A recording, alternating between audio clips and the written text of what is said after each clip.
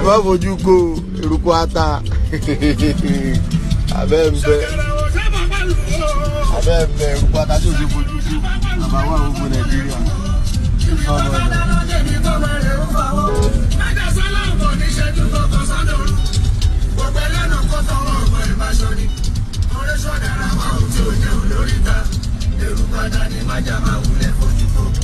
Eba fojú ko ata ẹ lójú.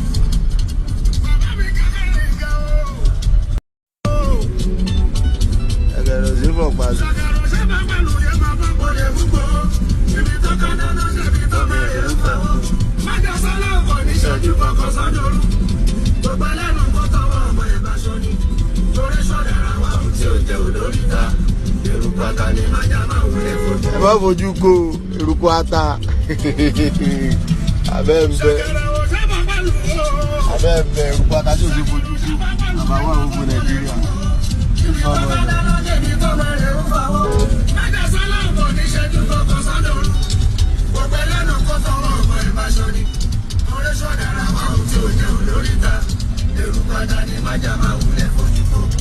Eba fojú ko ata ẹ lójú.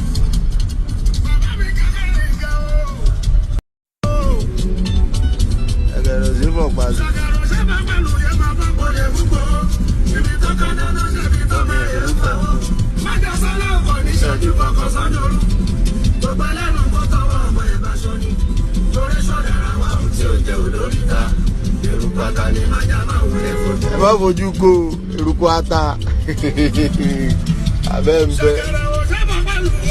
Abẹ́ẹ̀bẹ́ eruku ata tí o ṣe fojú ko. Àbáwá gbogbo Nàìjíríà.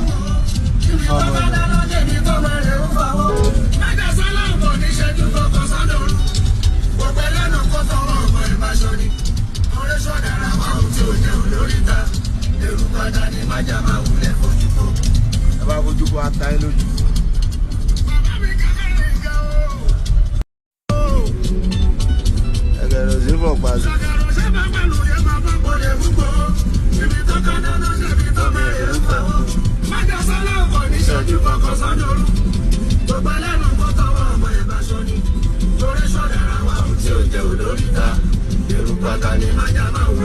Eba fojú ko eruku ata. Abẹ́ẹ̀bẹ́ eruku ata tí o ṣe fojú ko.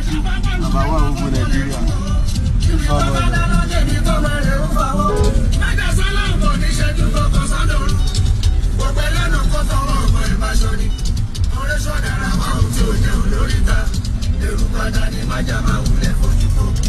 Eba fojú ko ata ẹ lójú.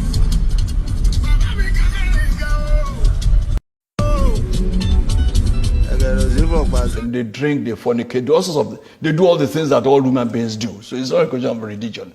There's no question of anybody being truly a Muslim there. You know, even I knew a chief judge who was supposed to be leading Muslim prayers, who anytime he came to me in my official residence, he would put brandy or whiskey in a mug and be drinking, and they will smoke and all that. So I don't think it's religion. When they started this Sharia, how many of them are obeying the Sharia? How many of them? No, not none of their leaders.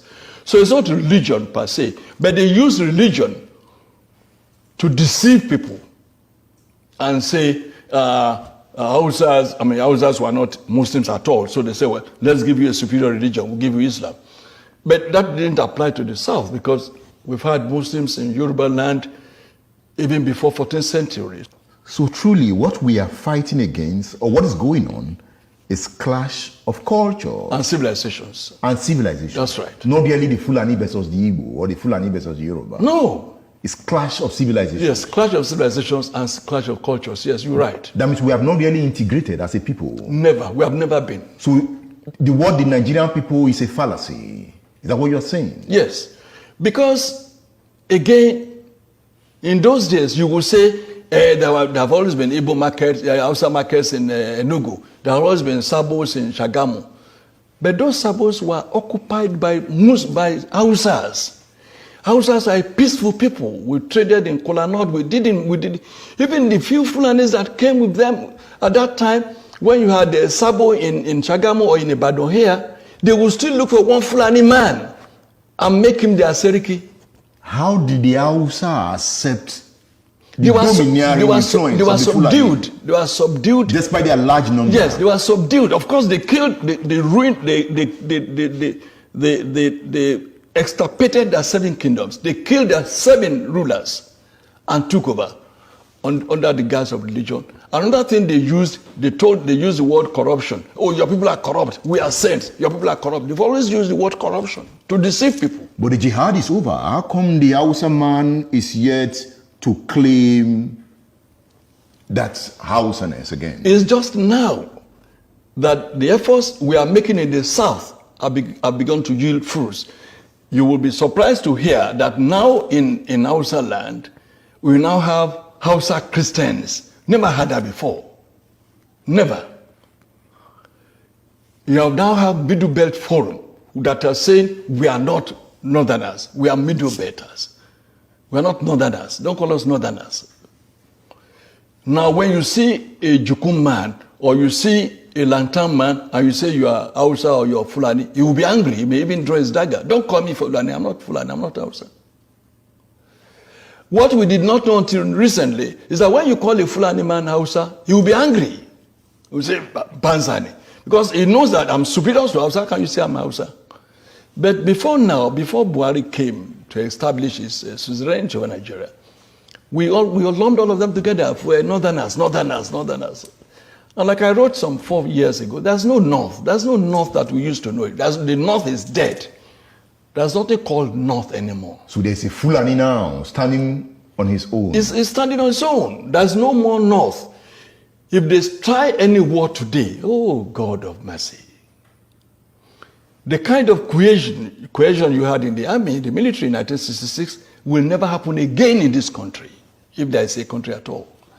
You will not find a Hausa soldier now, an Igbo soldier going to Enugu to kill a fellow Igbo. You will not even find an Igbo soldier coming to Ibadan to kill a Yoruba man, or a Yoruba soldier going to Enugu to kill an Igbo man. It will not happen again.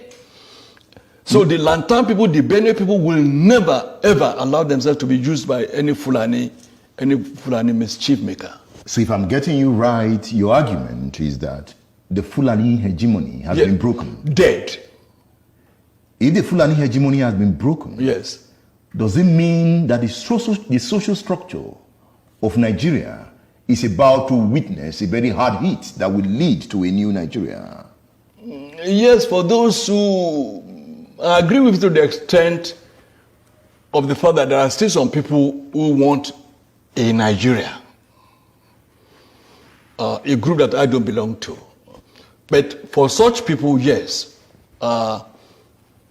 with the weakening of Fulani hegemony, there could be a Nigeria that will integrate the Soba Fulanis, the town Fulanis, and still reconstruct, rebuild, and then have a Nigeria that should be. But I, as a person, as Tola Adeni, believe that it will take probably 1,000 years to change the mindset of a Fulani person, whose philosophy is kill, maim, rape, send away people from their land and let me occupy it. That is the bush Fulani. It is the bush Fulani. Not the town Fulani. Not the town Fulani. And the town Fulani is more in number. No! The town Fulani is less than 1%. How did you get that figure? Oh, go and find out. Let them allow a sense. Who are the town Fulani? There are very few. The ones who have in Abuja. Or the few that dot spaces in Sokoto. I'm sure that you know that Sokoto, as we speak, is not a Fulani town. Is it not? No, that's a mistake we make.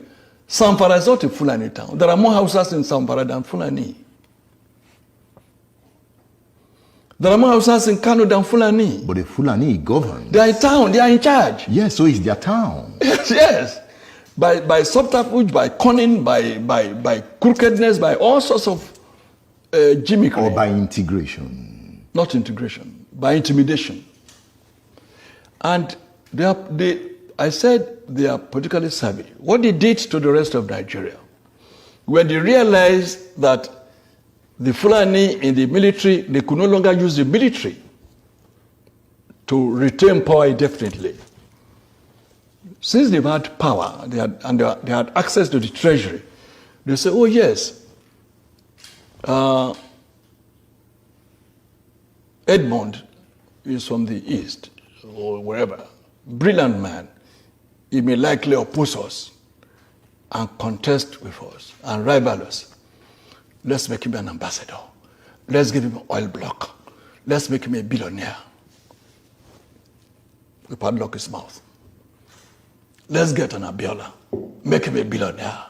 Let's get this. Let's get that. And make them big. They will never be able to look us in the face. Then we can continue. Looting the treasury, we can continue. And once when we are in control of the treasury, we are in control of everywhere. So we can hire thugs. We can do whatever we would like. And that is why they introduced what I call plutocracy into Nigerian political etymology. Plutocracy. Meaning? Plutocracy is the government of the rich. Yeah. Oligarchy is the government of the muscle men.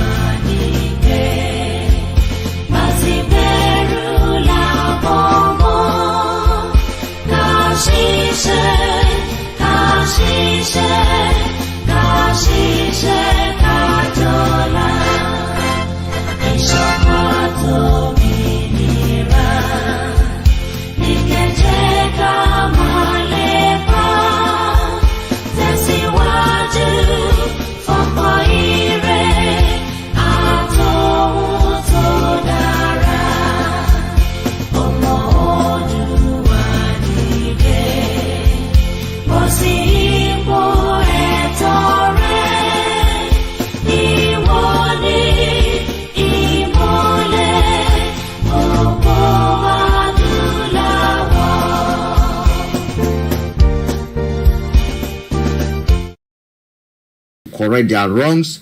If that is what is happening over here, we look at that. Food prices rise at fastest rate for 45 years. That is what is happening in the UK. I was born from rape, but I won't let it define me. That's a lady. We know a lot of people are victims of rape. Psychologically, some of them suffer a lot. We're going to look at some of this. I know friends that have gone through that ordeal, and it's sometimes difficult for them if they want to tell their story. I also watched a movie. Was it a movie or something that happened in the U.S. when what they call anonymous actually trampled on a girl that was gang raped and basically decided to blow the issue up because some people were trying to cover it. But at the end of the day, they helped expose, and people came out to talk, people came out to speak about it. So we're going to have a look at that as well. But wherever you are, I say once again, good morning to you and welcome to Star Radio. I do have my brother live on air all the way from our North London studios, and let me bring him back. OLAYOMI, how are you? A very good morning to you, Mr. Frank. Good morning, Archie, that is also on the assignment. Good morning to all our listeners. Good afternoon to those that are connected to us from New Zealand. I believe they're almost late in the evening. We do have those that are listening to us from Australia and New Zealand, and somewhere around in Japan, where the G7 have just completed, Iran conversation again. Which means that we hope the world will be a better place, as some of these meetings has a lot of impact depending on which side you are, especially with the global situation happening. But right now, it's all about Nigeria, on the Star Radio UK, the morning show, even though we are very, very limited with time on a Wednesday, but we try and do justice to it. All right, that's fine. Thank you very much. This G7 yesterday even issued a statement in regards to what is happening, development in Sudan. I hope there's a bit of peace over there. And again, there's tension this morning to the Treasury Secretary from the U.S. Announcements are coming and certain formations are coming. Newswire is reporting that what the G7 is concerned about, especially when it comes to the dollar, the actions of the BRICS, that if they adopt an alternative currency, the impact, they are looking at how to fashion out those. Well, let's fire on what is happening in Nigeria. Well, there's a lot happening in Nigeria, depending on, which of the news we're going to be starting from. Sometimes you might think that you're lucky, but it might not be your real money. It seems that somebody went on a spree, was even able to send people to Mecca, after 280 million naira was received in his POS, mistakenly. And, this is all happening, in Kwara State with the first headline. Kwara POS operator lavished 280 million naira received in error. According to the police that have now arrested a point of sale operator who reportedly went on spending spree after 280 million was enormously transferred to his account by a commercial bank. The POS name identified as Rafiu was arrested by the police yesterday on Monday in Ilorin in Kwara State, the capital, where, according to the information, he has even bought cars. He sent people to Mecca. I don't know whether he played a lottery, but this is not a lottery. This money doesn't belong to him. Let's ask our listeners question. Listeners, here you are. You've been to your malam. You've been to your prophet. You've gone to do prayers, and your prophet has told you, because we hear it all the time from the pastors and the malam, that trust in the Lord and money, miraculous money is going to come to your account. Assuming I've been to a church and I've gone to pray, and they've prophesied over me that, look, something good is going to happen to you within the next 7 days. I sowed a seed and I woke up in my account and I can see these millions. Who will I attribute you to? Won't I attribute you to the prayers? OLAYOMI, let's continue.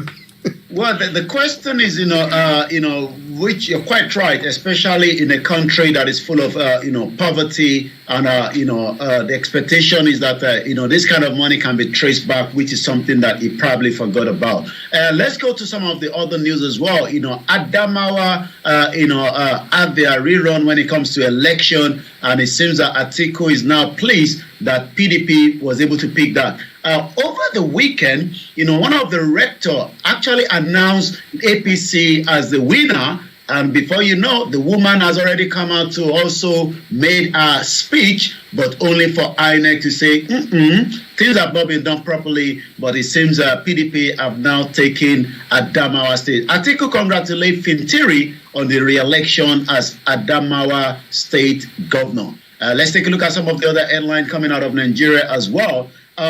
I've been playing these, audio that I had a privilege while I was in Nigeria almost a year and a half ago, when, Professor Adebanji Akintoye actually told us that Ijebu, somewhere in the southwest in Ogun State, have been around, even before the Portuguese exploration came, to that particular city, even though it might not look like a city because development is no longer there as it meant to be. But let's hear that, the audio clip, which is just about a minute, telling us that Ijebu has been around since 1533, and they've actually had their own towns and city. The question then is, how come these towns and cities have never worked after almost decades or years after the, so many institutions in the colony has happened? In 1533, one Portuguese explorer trader overseas. Only Ekolongwa, ìlú àwọn táfẹ̀ ní orúkọ wa, whatever orúkọ tí wọ́n máa ń fẹ́ fẹ́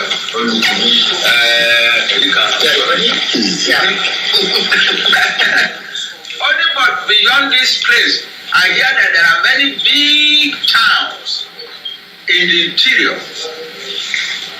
not far from here, about 10 leagues from here, there is a great city called Ijebu, GEEBOU, Ijebu, with a great wall around it. That is in 1533. As of the time Don Konye, Ijebu was already more than 500 years old.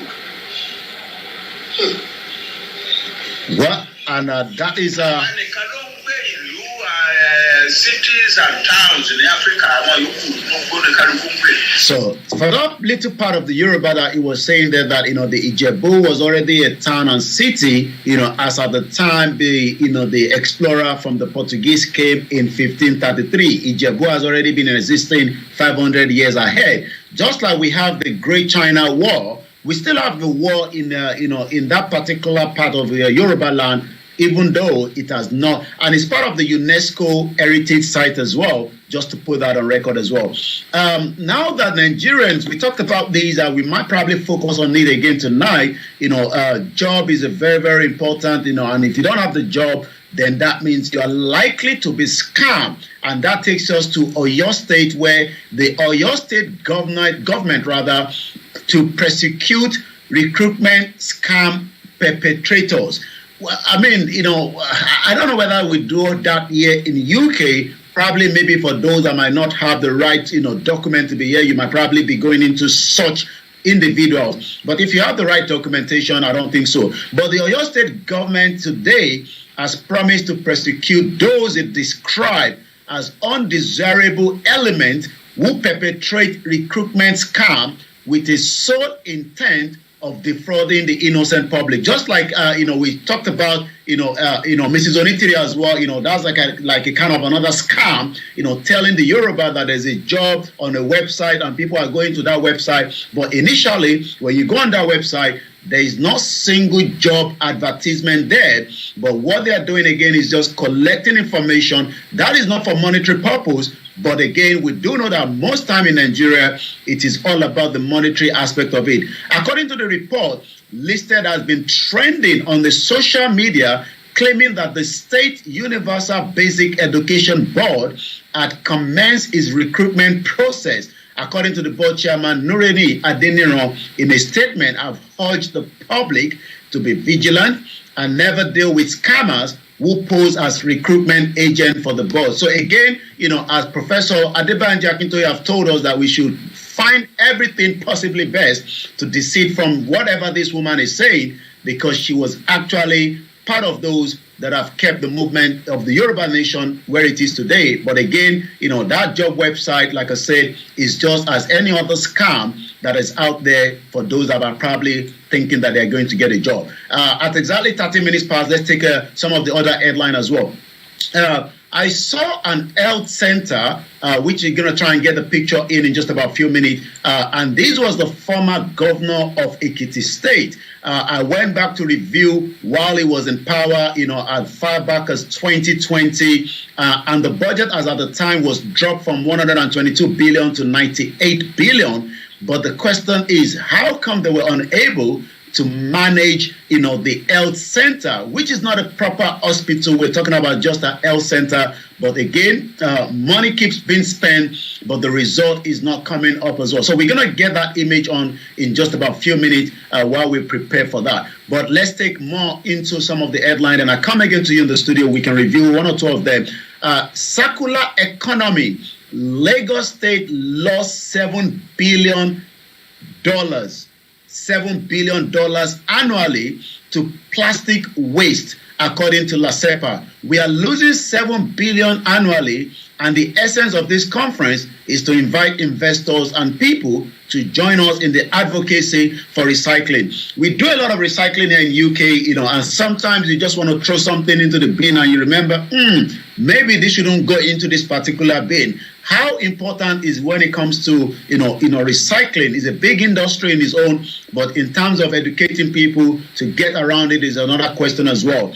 One more, Akeredolu, the governor of Ondo State, used the soldier and the OPC, guess what, to chase 10,000 farmers from their cocoa plantation, as petition is against him now. Again, the question is, why could a governor be using the military and the OPC to chase away farmers, that owns, a cocoa plantation. We do know that cocoa is very, very important. I've been looking at the OEC that gives us the data of the export and the import of Nigeria, and Netherlands seems to be buying more of our cocoa when it comes to the export out of Nigeria. STARR Radio UK, the finest African and Caribbean radio station in London, Tokpe Tomokon, the lawyer representing the 10,000 Oluwa Forest Reserve cocoa at the Odigbo Council area of Ondo State, has now called on the governor Oluwarotimi Akeredolu to direct the government officials and the Amotekun to stop what they believe is a forceful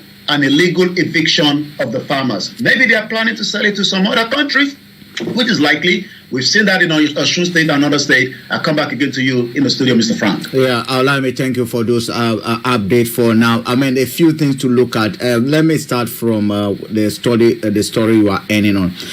This Amatekun issue is something that we've been discussing. We view them as a force for good. Are we not being told that they are not being used to terrorize farm owners, or what exactly is happening?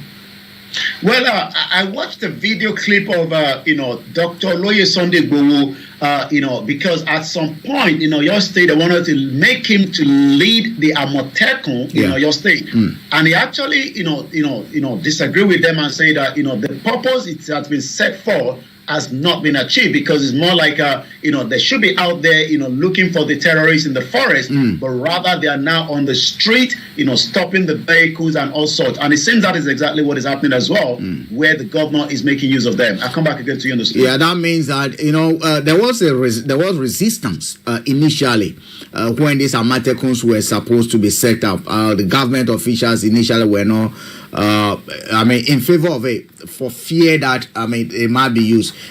From what is happening, if you don't take time, we might end up saying that, the government then has been vindicated, because we know Boko Haram, again, if you trace it, it started as a result of some small big man somewhere trying to use a group of criminals to be able to do what they claim will help them, and here's where we are. Now, you spoke about what do you call it, a very great wall somewhere. Where is it? How do we locate it? What is significant? You play the video. Olami, your voice is gone. What we played was the Sungbo Erido. Yeah. Your voice is gone again. Listeners, bear with us. Can you hear me now? Yes, I think it's okay now. Yeah, is in somewhere in Ijebu, in Ogun State, the southwest part of Nigeria, and like I said, is also part of the UNESCO heritage site as well.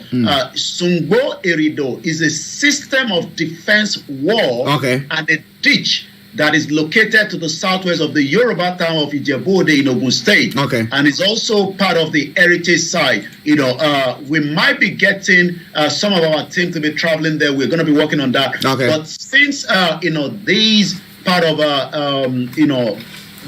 for those that are asking for the Yoruba nation, it seems that, history is something that we've been asking, that history was definitely removed from purpose, even though, as many people never knew that we have this mechanism defense system that was there even before the 1533 of the Portuguese explorer. As at the time of 1533, when the Portuguese explorer came to the southwest, which is now Nigeria, this particular place has been in existence 500 years ahead of that. Wow. So we truly have a bit of a system of reputable governance and defense of our culture before even a white man set foot. I always say, when they say they discover us, the discovery is relative, and therefore we should not be talking to ourselves that we have been discovered. Discovered by who? Because we were there before they came. Anyway, let's proceed because of time. Good. Let's go to the other issues.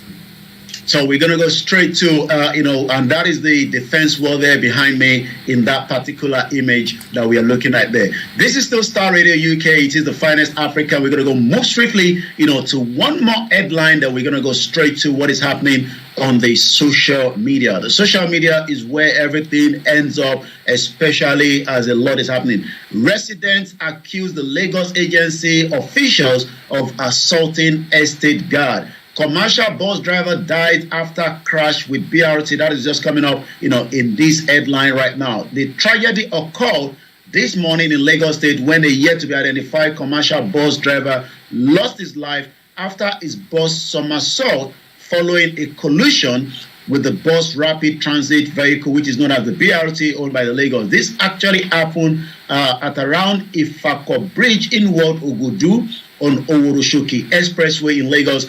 We pray for the family of those that have lost their life, and we hope investigation will lead to proper where such is not going to happen again. We're going to move straight to the social media, and right in front of me, the one coming first is Jeffrey Oyeme. Jeffrey Oyeme is one of the government officials when it comes to foreign affairs. Very, very important individual with the Buhari government, travel around with the government to different parts. But this morning is actually somewhere in South Atlantic where there's a peace and cooperation held in South Vicent, Republic of Cape Verde. The meeting, among other things, reaffirmed the commitment of the members to regional alliance as well. So that is coming from Jeffrey Oyeme to collectively address challenges confronting the zone and adopt Mindelo Declaration and Mindelo Plan of Action, and I deliver our national statement. That is coming from Jeffrey Oyeme, and I believe every one of them will be winding down when the new government will be taking over in the next couple of days. IPOP seems to be trending at about 49.6 thousand tweets so far this morning.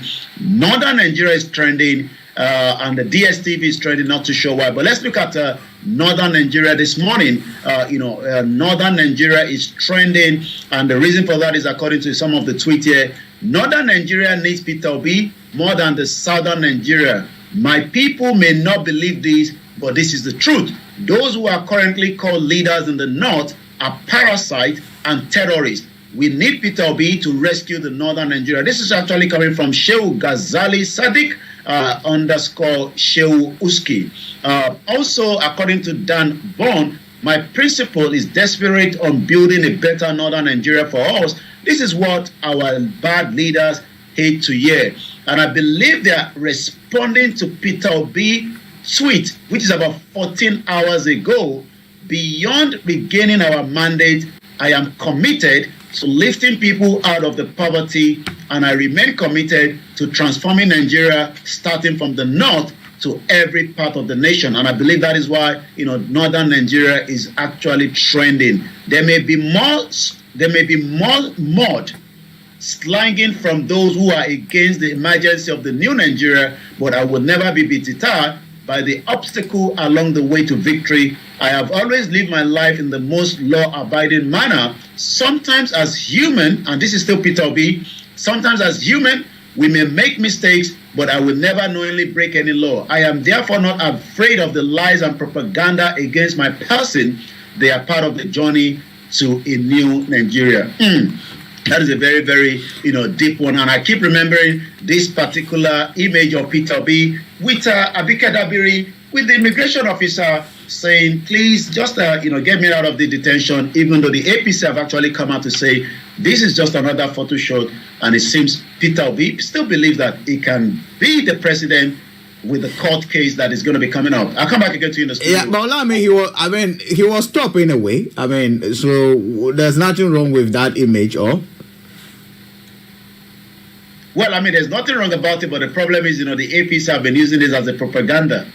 And this is what Peter B is saying here. Yeah, but by the end of the day, I think let them point a finger at who has not been arrested before. Their own candidate, they want us to go back to Chicago South Side. Well, I don't think they want us to talk about that.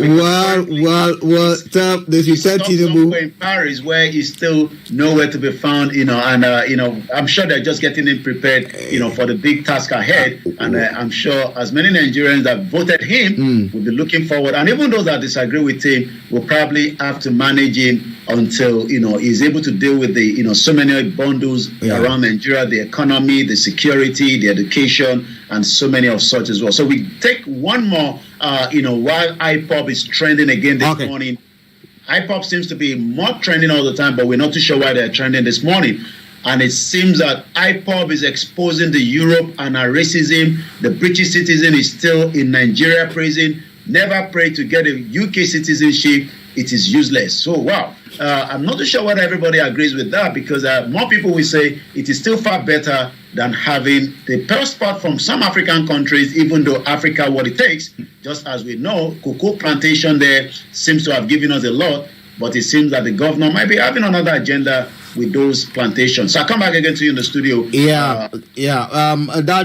That issue raises a lot of questions about protection, who is a citizen, and how basically the UK government acts towards different citizens. Again, the question will be, did he plan this to get British citizens so that he can use it to achieve his goals in Nigeria? Is that what? I mean, British citizens, are we supposed to go and get involved in whatever is happening in that way? So there are a lot of questions, but they basically silence. I mean, I don't know, the loud silence that is coming from the British government is something that I think raises a lot of questions. I think for now, one would have expected them to say, even if not to demand straight that he's released, they should have said something, because we know, for instance, when Mark Thatcher was en route to go and overthrow, for instance, a government in the West Africa country was apprehended in Zimbabwe, we knew exactly what happened. They got involved and got him a release without charges. So if a British citizen again is involved in whatever crime or whatever, one would have expected a bit of noise or some kind of sound bites coming from the government. But here we are, it's loud silence that we get. OLAYOMI, I know you want to speak about someone again before we conclude. Well, it's just going to be, this is Dr. FOLAYEMI Health Center, a former minister in the portfolio of this government and a former governor of Ekiti State. And I'm told that this building is still as it is. Even the video evidence will be sent to us within the next couple of days. And the question... Right, listen. Okay, go ahead. We hope it can still be revived. It's never too late. But as a doctor, I'm not sure he would like to see this kind of image, but whether they care or not is a question. And as we always say, if this is still in your community, the question is, what is the way forward, with some of our politicians, as Dr. FOLAYEMI Healthcare Center looks like this in 2023. STARR Radio UK, and that's how we're going to be ending it. But later on in the evening, we're going to be looking at the history of the Yoruba from the book from Professor Adebanji Akintoye that he started writing as a sketch as far back as 1978. That's about almost 44 years ago. What can we learn from it, and what is still the way forward for those that believe in Nigeria, just as Peter Obi still believes that he will be able to get that presidency result after the petition, which that means that countdown between now and the May 29 is exactly as a number of people will be looking up to that. So all this will be discussed later on Niger Voices. Make sure you tune in at exactly 1800 hours later on this evening. Right. Thank you very much, my brother. Listeners, there you have OLAYOMI. Do not forget this evening at exactly 6 o'clock, OLAYOMI is going to bring a special program titled Niger Voices. It's one of the top listened and one of the most listened program where we focus. We have enough time for Nigeria, everything Nigeria. Please join us wherever you are. And if you want to advertise on that program, please do contact the studio or contact OLAYOMI straight. We should be able to do something for you. If you like to play your jingles, you like to commercialize whatever you're doing, The phone lines will be open. You can join that program straight away. Do not forget again, at exactly 12 o'clock, we're going to be crossing over to British Parliament, the Parliament of the UK, where we're going to bring you the Prime Minister's question time, And that's how far we go with the Star Radio to start with in the morning. We have probably just about an hour or so. It's always a long day, as we know. It's Wednesday, but this is what we love to do. Muki Babawa Olashewu Aderemilekun Muki Bubayan Omojebu Parapo Muki Bubu different platforms. Alex HQ, thank you so much. Our Biafra on the other side as we continue. I'll be talking a little bit about the document my brother Simon Ekpa is reviewing. I do watch and then I see how we can also talk about some of what he discussed, especially that document. I believe we have it on my website, if I'm right. If not, I have to load it back. Once again, this is Star Radio UK. Good morning to Shegun Honor. Good morning to you, the Koikimedia team, as we have just embarked from the Star Radio UK to start with. And then we're going to kickstart from here as well. So let's drop this down. It's a little bit too much. We were using it yesterday. If you go on the Yoruba document file, Simon Ekpa is currently reviewing the 1914 amalgamation document. We have talked about it before. We will continue to talk about it. It's a very, very important document that, yesterday, I've been asking the same question, who gave the British the audacity, to join us together?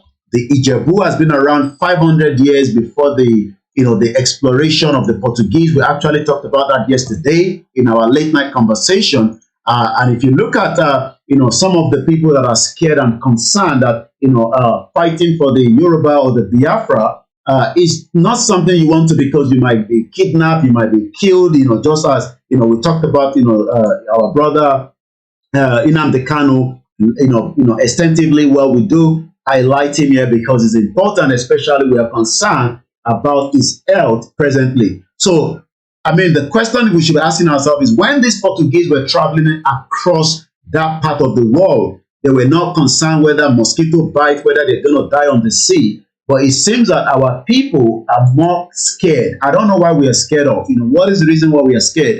We're all going to die anyway.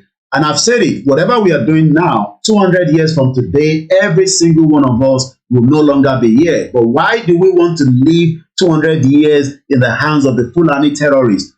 You might think it's not going to happen. It's going to happen if we don't do anything. So Simon Ekpa, like I said, has been reviewing these 1914 amalgamation document. I'm going to read a little bit out of it, but I want to be sure that I believe we have that document as well on Koikimedia. So we're going to be talking about these, the history of the Yoruba people by Professor Adebanji Akintoye on Naija Voices. We're going to kickstart that. But like I said, I know we have that document. Yeah, that's it. Yeah, I think amalgamation. This is definitely the document. I believe this is not this one, but this also has a bit of there's a lot on our website. Why declaring Yoruba nation will not be an illegal, not the one that this 419 woman has declared. We're not talking about such nonsense. These are another document there, the UK-Nigeria double taxation agreement. You will be wondering why, these are things that I'm going to start bringing back again, because it seems that you keep forgetting a lot of things. Akim Ayodele, good evening. Ali Kondi, good evening to you. No, that's a good evening. No, it's still good morning. I'm probably somewhere in Australia this morning because I'm a lot of early at Japan. So, and that's why we say to our people, I understand, we don't want the Biafra, we don't like each other, but we are fighting a very similar cause. We don't want a war. Nobody likes a war. Mukinya Wadami. Tunde Giwa, a very good morning to you. War is not a very good thing. It destroys a lot. 5 million people were killed by the Nigerian government in 1967. So again, UK-Nigeria double taxation agreement was signed on the 9th of June 1987, entered into force on the 27th of December 1987, effective in the UK, United Kingdom from the 1st of April 1988 for corporation tax and for 6th April 1988 for income tax and capital gains. It was effective in Nigeria from 1st of January 1988. It's called Double Taxation Agreement, are produced under the terms of the Crown copyright policy. All these are something that a lot of Yoruba people don't know. We have also there, frequently asked questions. We talked about this, a little bit yesterday on our late night conversation. People keep asking questions, when we become a Yoruba country, how are we going to live together? Are we going to be fighting each other? These are just, questions that is important for you to ask. But like I always say, it is one of the more irrelevant, because at the end of the day, if we have lived in Nigeria for 63 years, I'm sure we can live together as people. A very good morning to you, my brother in Miami. I know it's very early hours in the morning right there as we speak right now, probably about 5 o'clock, if not coming up to, about 5. Aziz, good morning, Sonke, good morning, Mr. Pondeshita Mukibabawa. And a very shout out to my people on the MixLR. Good morning, Allahu Baba, and welcome to the program. I'm trying to get those that are on the Koiki Odudua here with me. Good morning, Denix, Dayo, GR1, good morning. Like I said, we've opened and we will, if you are in the Koikimedia news group, you will not be able to post anything, not even your prayer. We don't need anything to be posted. You will only hear from our own post. And if anybody is communicating with you outside the group, you need to let us know so that we can remove that person. We can bring the number up to the screen because we know that in as much as you cannot post, but we can get people that might want to talk to you. Nobody's allowed to talk to each other. You don't know each other. You only know Koikimedia on that WhatsApp group, and you are only there just to get message. And in the group here, you will never miss our broadcast anymore, because I will give you 5 minutes.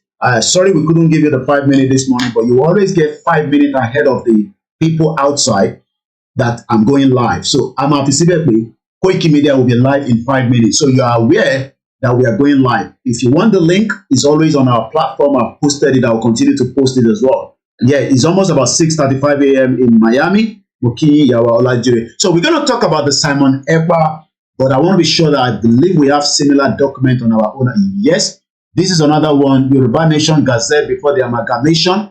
Again, the United Nations Declaration. You see, it is very easy. It is very easy. Maybe we just talk, say, a United Nations Declaration on the right of the indigenous people. But if we do not make it to materialize, it's a waste of time. We can talk from now till thy kingdom come. But if we do not activate what we actually want, then we're not going anywhere. Good morning to you, Mr. OLAYOMI KOIKI. Moki Bogomo Yoruba, Moki Omawusa. Shout out to those of you in the northern part of Nigeria, the middle belt. We don't hate anybody, but we just want to live separately. We can have countries, I keep talking about OEC. This is the data that is important, especially when you look at, the export and the import out of the contraction known as Nigeria.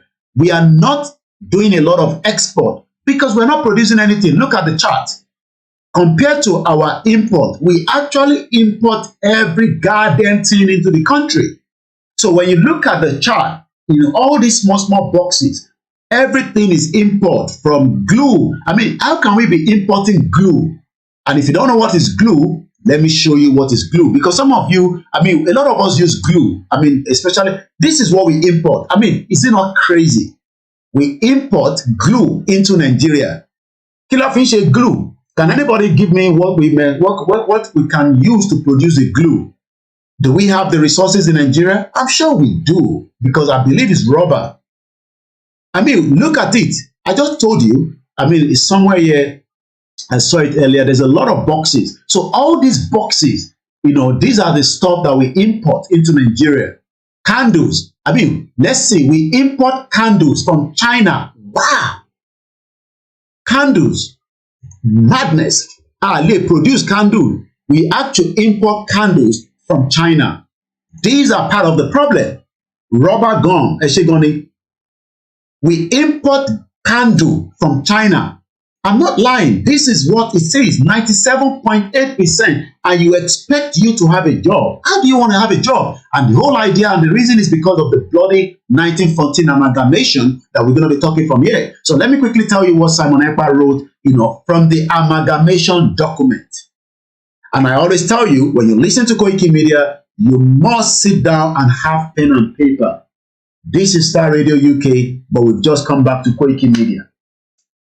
Shout out to those of you on the Instagram. I see you right there. Let me monitor. All the way in Kutonu Mokinyi, Ebanki Babami Oloye Igboho Sunday, Ebamiki Professor Adebanji Akintoye, Ebamiki Gbogbo àwọn èèyàn wa tí wọ́n bẹ ní Kutonu. Mo kẹ́yìn tẹ́ wà ní Benin Republic. Mo kẹ́yìn tí ẹ wà ní Togo, Sierra Leone, Ghana, Cote d'Ivoire, Liberia. We have a lot of African, Yoruba people in different African countries, and everybody is just struggling there and there. Shout out to you, Iyamidada Olajumoke. You also went up to say, good morning, White Lion. Odlodumare, we continue to strengthen you. Thank you so much. Mokiba Bawa, Kende, Mokid, our granddaddy Wakono, Yekini Mustafa, Badamosi Ismail Amokinyi, and all the listeners that do not want to comment. Maybe they were with us before, but now they moved to Ionitiri and they're finding it very difficult to comment. We are not telling you not to comment, but as long as you don't disrespect Babakitoye and Igboho, you can always comment. NW went on to say, and Nigeria used candle more than the China. Now, do you know that all the Celestial Church in Nigeria, the CAC, not even the Cele, almost every church use it. CAC churches, they use more candles. You're right. Interesting. I never even thought about that. Awala lo kanduju. The Celestial Church, they use candles a lot. But yet, do you know that we have to import and we also have to bring it from United Kingdom? So UK is also giving us part of the share of candle at about $104,000 equivalent of import. Then we go to Italy. Italy is also giving us about $88,000. Then we go to the next country, Germany, $36,000. That's the value of the export. France, $20,400. Then Netherlands, these are smaller countries, not even up to some of our states in Yoruba land, or even in the southeast or the middle belt, or even in the northern part of Nigeria. Netherlands is also $10,000 worth.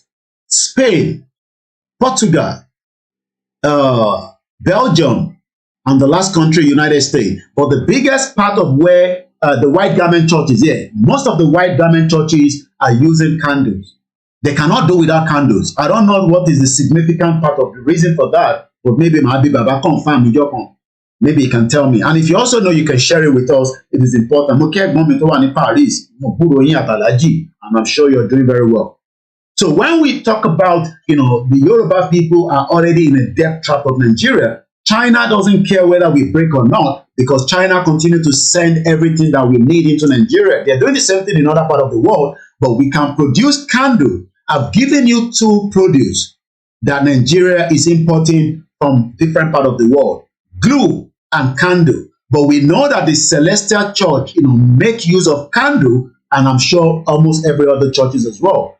I'm not sure whether the Muslims use a lot of candle, but I'm not sure the significance and the reason why our white garments, they make use of, the candles.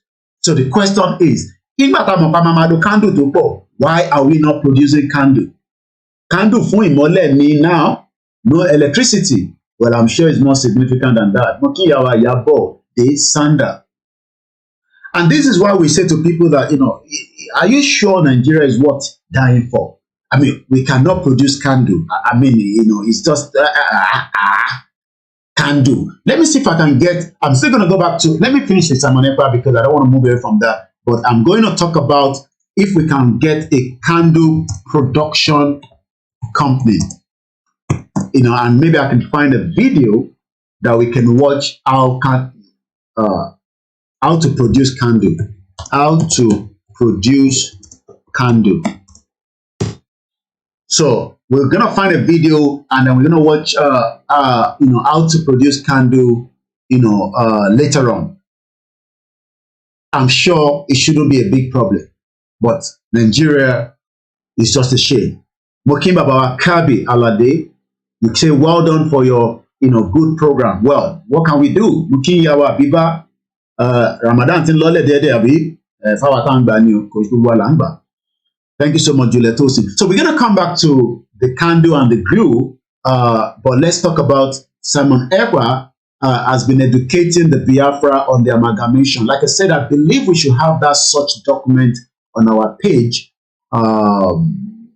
I'm sure I've already uploaded it before. Federalism versus unitarism. Nigeria must choose one before 2023, but they've decided to go and choose election again. Proposed constitution is not the original constitution. Convention of Prevention of Punishment of Crime. Declaration on granting of independence to the colony. General Assembly. Professor Banja Akintoye, the Yoruba self-determination, the letter we wrote to Buhari, he never replied us. The path to Yoruba nation and reason why we should not be part of Nigeria. And I guess let me go to the other side, Yoruba nation. So I'm not sure, I thought I have it there. Okay, when was Article 51 of the United Nations Chapter 1945? Yoruba nation choose the noble path. Let's make a slave. Okay, these are all the province. We talked about them before. Some people were even upset. They say, province it was in Ibe and all that and all that. Like I said, these are not the finishing one. So tell about also the website where you can all see all these things, and then you ask, Koiki, Yoruba Nation Day, and I have a lot of short videos. We can't upload more videos because we need money to be able to pay to have videos uploaded on our website. You know, all these things is not cheap, but we are trying our best. So, you know, some of you, they have to remove some of them because we are not paying, you know, the full, where video can be uploaded. I believe this was my arrival to the international airport in Heathrow. A lot of videos there as well. This is IGBOHO there as well. So we are trying our best on our own website, and we will continue. And like I said, I've dedicated our team. I'm not sure why I didn't have the amalgamation document. I'm going to have to upload it. I have it. I'm going to have to upload it. And everyone that keeps saying you love Nigeria, you love, Lugard. If you say you love Nigeria, this is the guy that you love him. He's your grandfather. And this is me, where Lugard lived here in UK. I've been there now, more than 2 times now. I was there last year. I was there this year as well. And I'll continue to go there as much as I can. And if you want to visit it as well, it's on Woodland Gate SW7. And you can see the flag where it actually says Lugard lives there, at some period. Maybe that was where they were doing chuku chuku, and they decided to call Nigeria the Niger area. So all these are part of the information that we have there. If you don't know who's Lugard, he was born in 1858. He died in 1945 after he fraudulently called us Nigeria. He was the governor in Hong Kong between 1907 and 1912. And after that, they brought him to Nigeria. He was the last governor of the Southern Nigerian Protectorate from 1912 to 1914. And these are all the problems. Sapoiki, we are not seeing the videos or photos of what? Yeah, I'm just briefly, if you go on my website, koikimedia.com, you will see all these videos there. I didn't play the video, earlier, so I just browsed through it because I'm just browsing through all this. So a lot of you see and say, we want Nigeria, we love Nigeria. Fine, fair enough. We can love Nigeria, but does Nigeria love you? Why are you laughing, Kingsley? People say they love Nigeria. Shout out to my brother Simon Adebisi. I greet everybody. They try to speak pidgin English, but I'm struggling. Undo. So, go on koikimedia.com. We have uploaded things that will explode your head and you'll be asking questions. And if you still think that there's more we can add to it, email us at info@koikimedia.com. So let's talk about Lugard a little bit before I go back to Simon Ekpa. So if you don't know who is Lugard, this man there is Lugard. He was a one-time British soldier. He was born in 1858. And before Lugard was born, Yoruba Kingdom have been around. Before Lugard was born, because Baba Akintoye told us in the video or the audio, let's look at Lugard and ask our question now. Look at the date he was born, 1858. This audio that here, I hope I'm not going to delete this audio as I keep, every time I want to play it, it's telling me to delete it. I hope this, Now, I want you to follow this. If Yoruba land has been around from 1533. Let's can somebody calculate it? Lugard was born in 1858. So how many years before Lugard was born to 1533? I want to see the difference. How many years? Can you help me quickly? Lugard was born in 1858. But Baba Akintoye, from this audio I'm going to play, told us that as far back as 1533, the Portuguese that came, we have been around 500 years before that. Let's even go along with 1533. So how old can we say between 1858 and 1533? Let's hear the audio one more time. In 1533, one Portuguese explorer trader overseas ó ní èkóló ń wá ìlú àwọn tó ń pè ní orúkọ wa nínú ọ̀sẹ̀bà orúkọ tí wọ́n máa fẹ́ àṣẹ only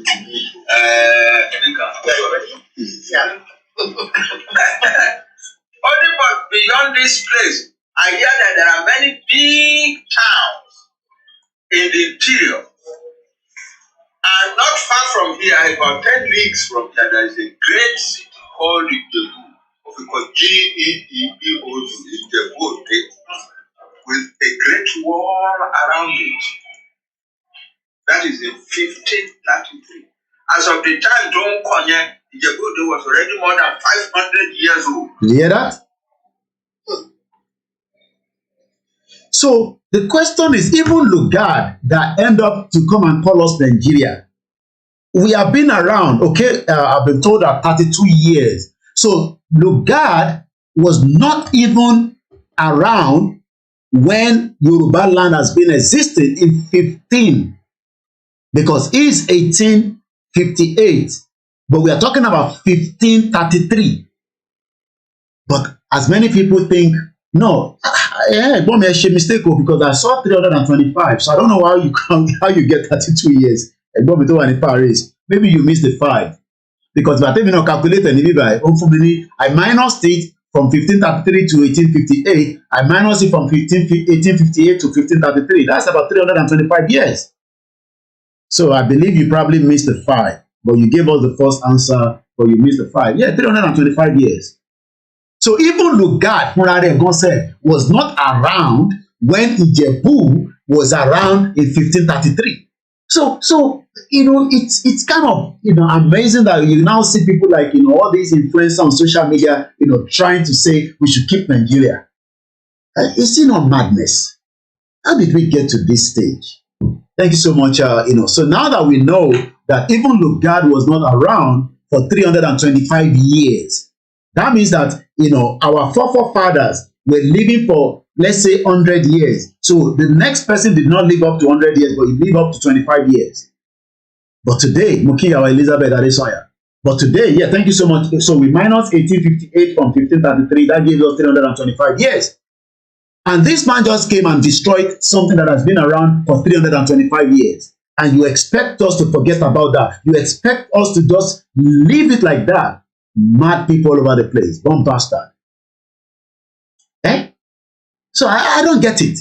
And then the Biafra say they want to go. We say, so if the British did not join us together, we will not be having this clash that we ate the Igbo. Even if we ate them, we will know that we just say we ate that country. Some of you ate certain countries. I'm not going to come out and say which country, but I'm sure some of you will say we hate that country.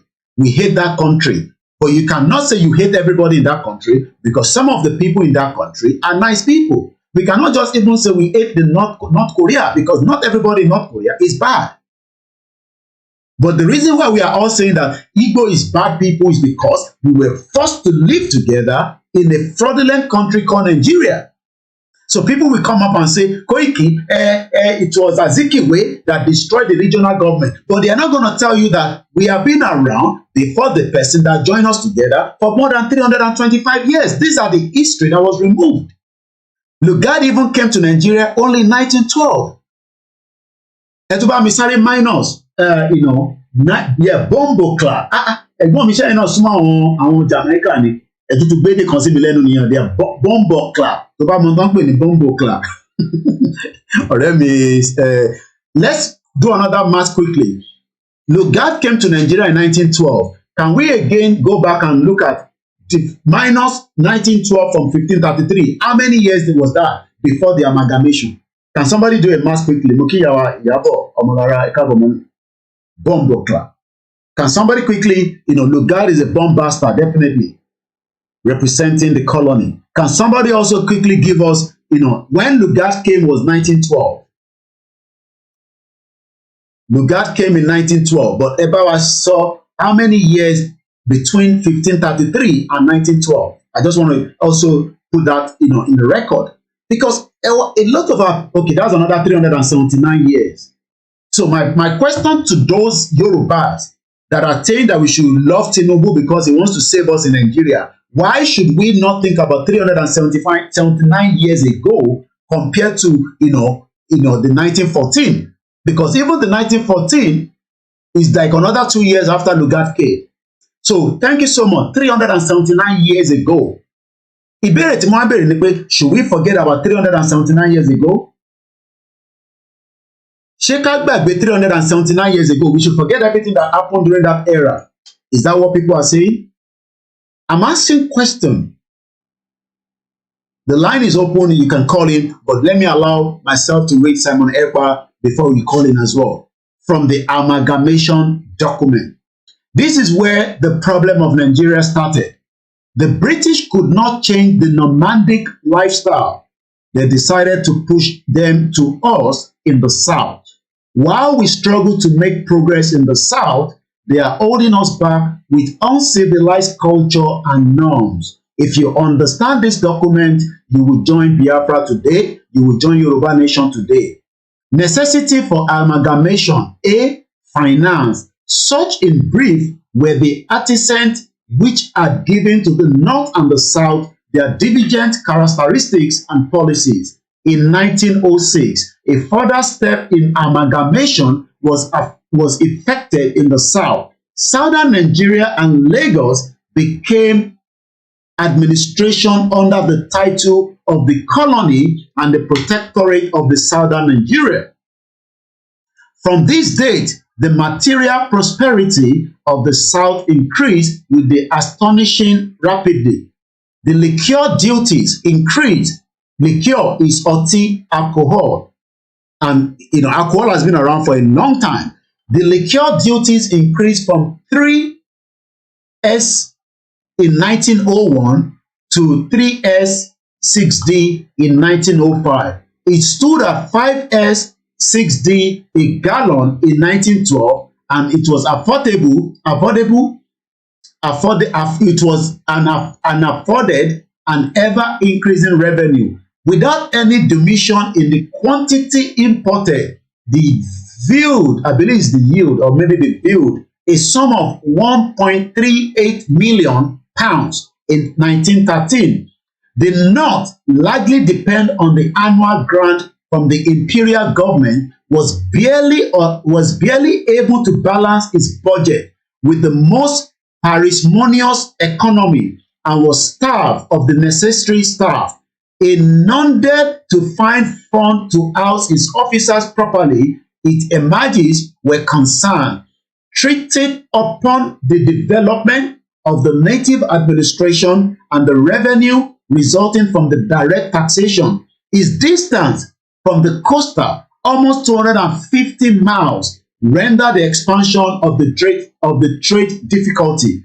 Thus, the anomaly was presented of a country with the aggravated practically equal to its need, but divided into two by an arbitrary line of latitude. One portion was depending on a grant paid by the British taxpayer, which in nearby amalgamation stood at £136,000 and had averaged at about £314,500 for the year ending March 1912. So just to break it down, Mokin Baba John Ogundele, that's a mark sometimes, so Baba Simon sọ pé inflation is enough to know the world is deceptive and manipulative. So you might not understand all these breakdown that Simon Ekpa put out there, but just to break it down in a nutshell, it literally means that the northern part of Nigeria, which is the north today, were not making money. They were losing money. And the British taxpayer could not be continued to fund them. Whoa, Benny, thank you so much. 379 years ago was between the time that Lugard, Babai, Wasiri territory wa, and then change it to, to Nigeria. He was the governor of Hong Kong from 1907 till 1912. He was the last governor of the Southern Nigerian Protectorate from 1912 to 1914. The first High Commissioner from 1900 to 1906, and the last governor of the Northern Nigerian Protectorate. He was also the first Governor General of Nigeria from 1914 to 1919. He died in 1945.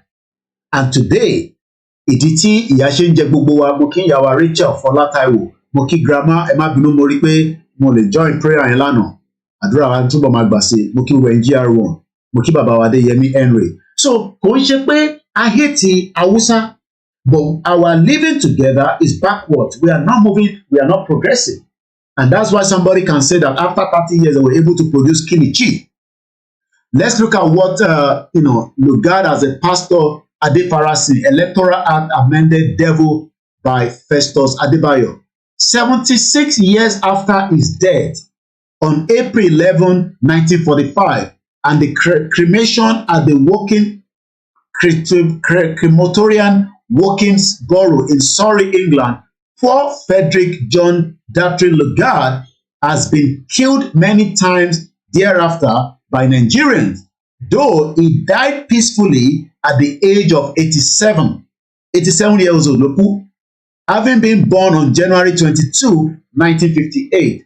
This soldier administrator and author, born in Fort St. George, Madras in India or BC, he was raised at the Worcester and educated at the Royal Military College, Sandhurst, just as Buhari was educated a little bit in the military, here in UK, and most of the northern part of the Nigeria, most of the military were all trained in Sandhurst, apart from few Yoruba people as well, and has remained one of the most vilified colonial officers in Nigeria.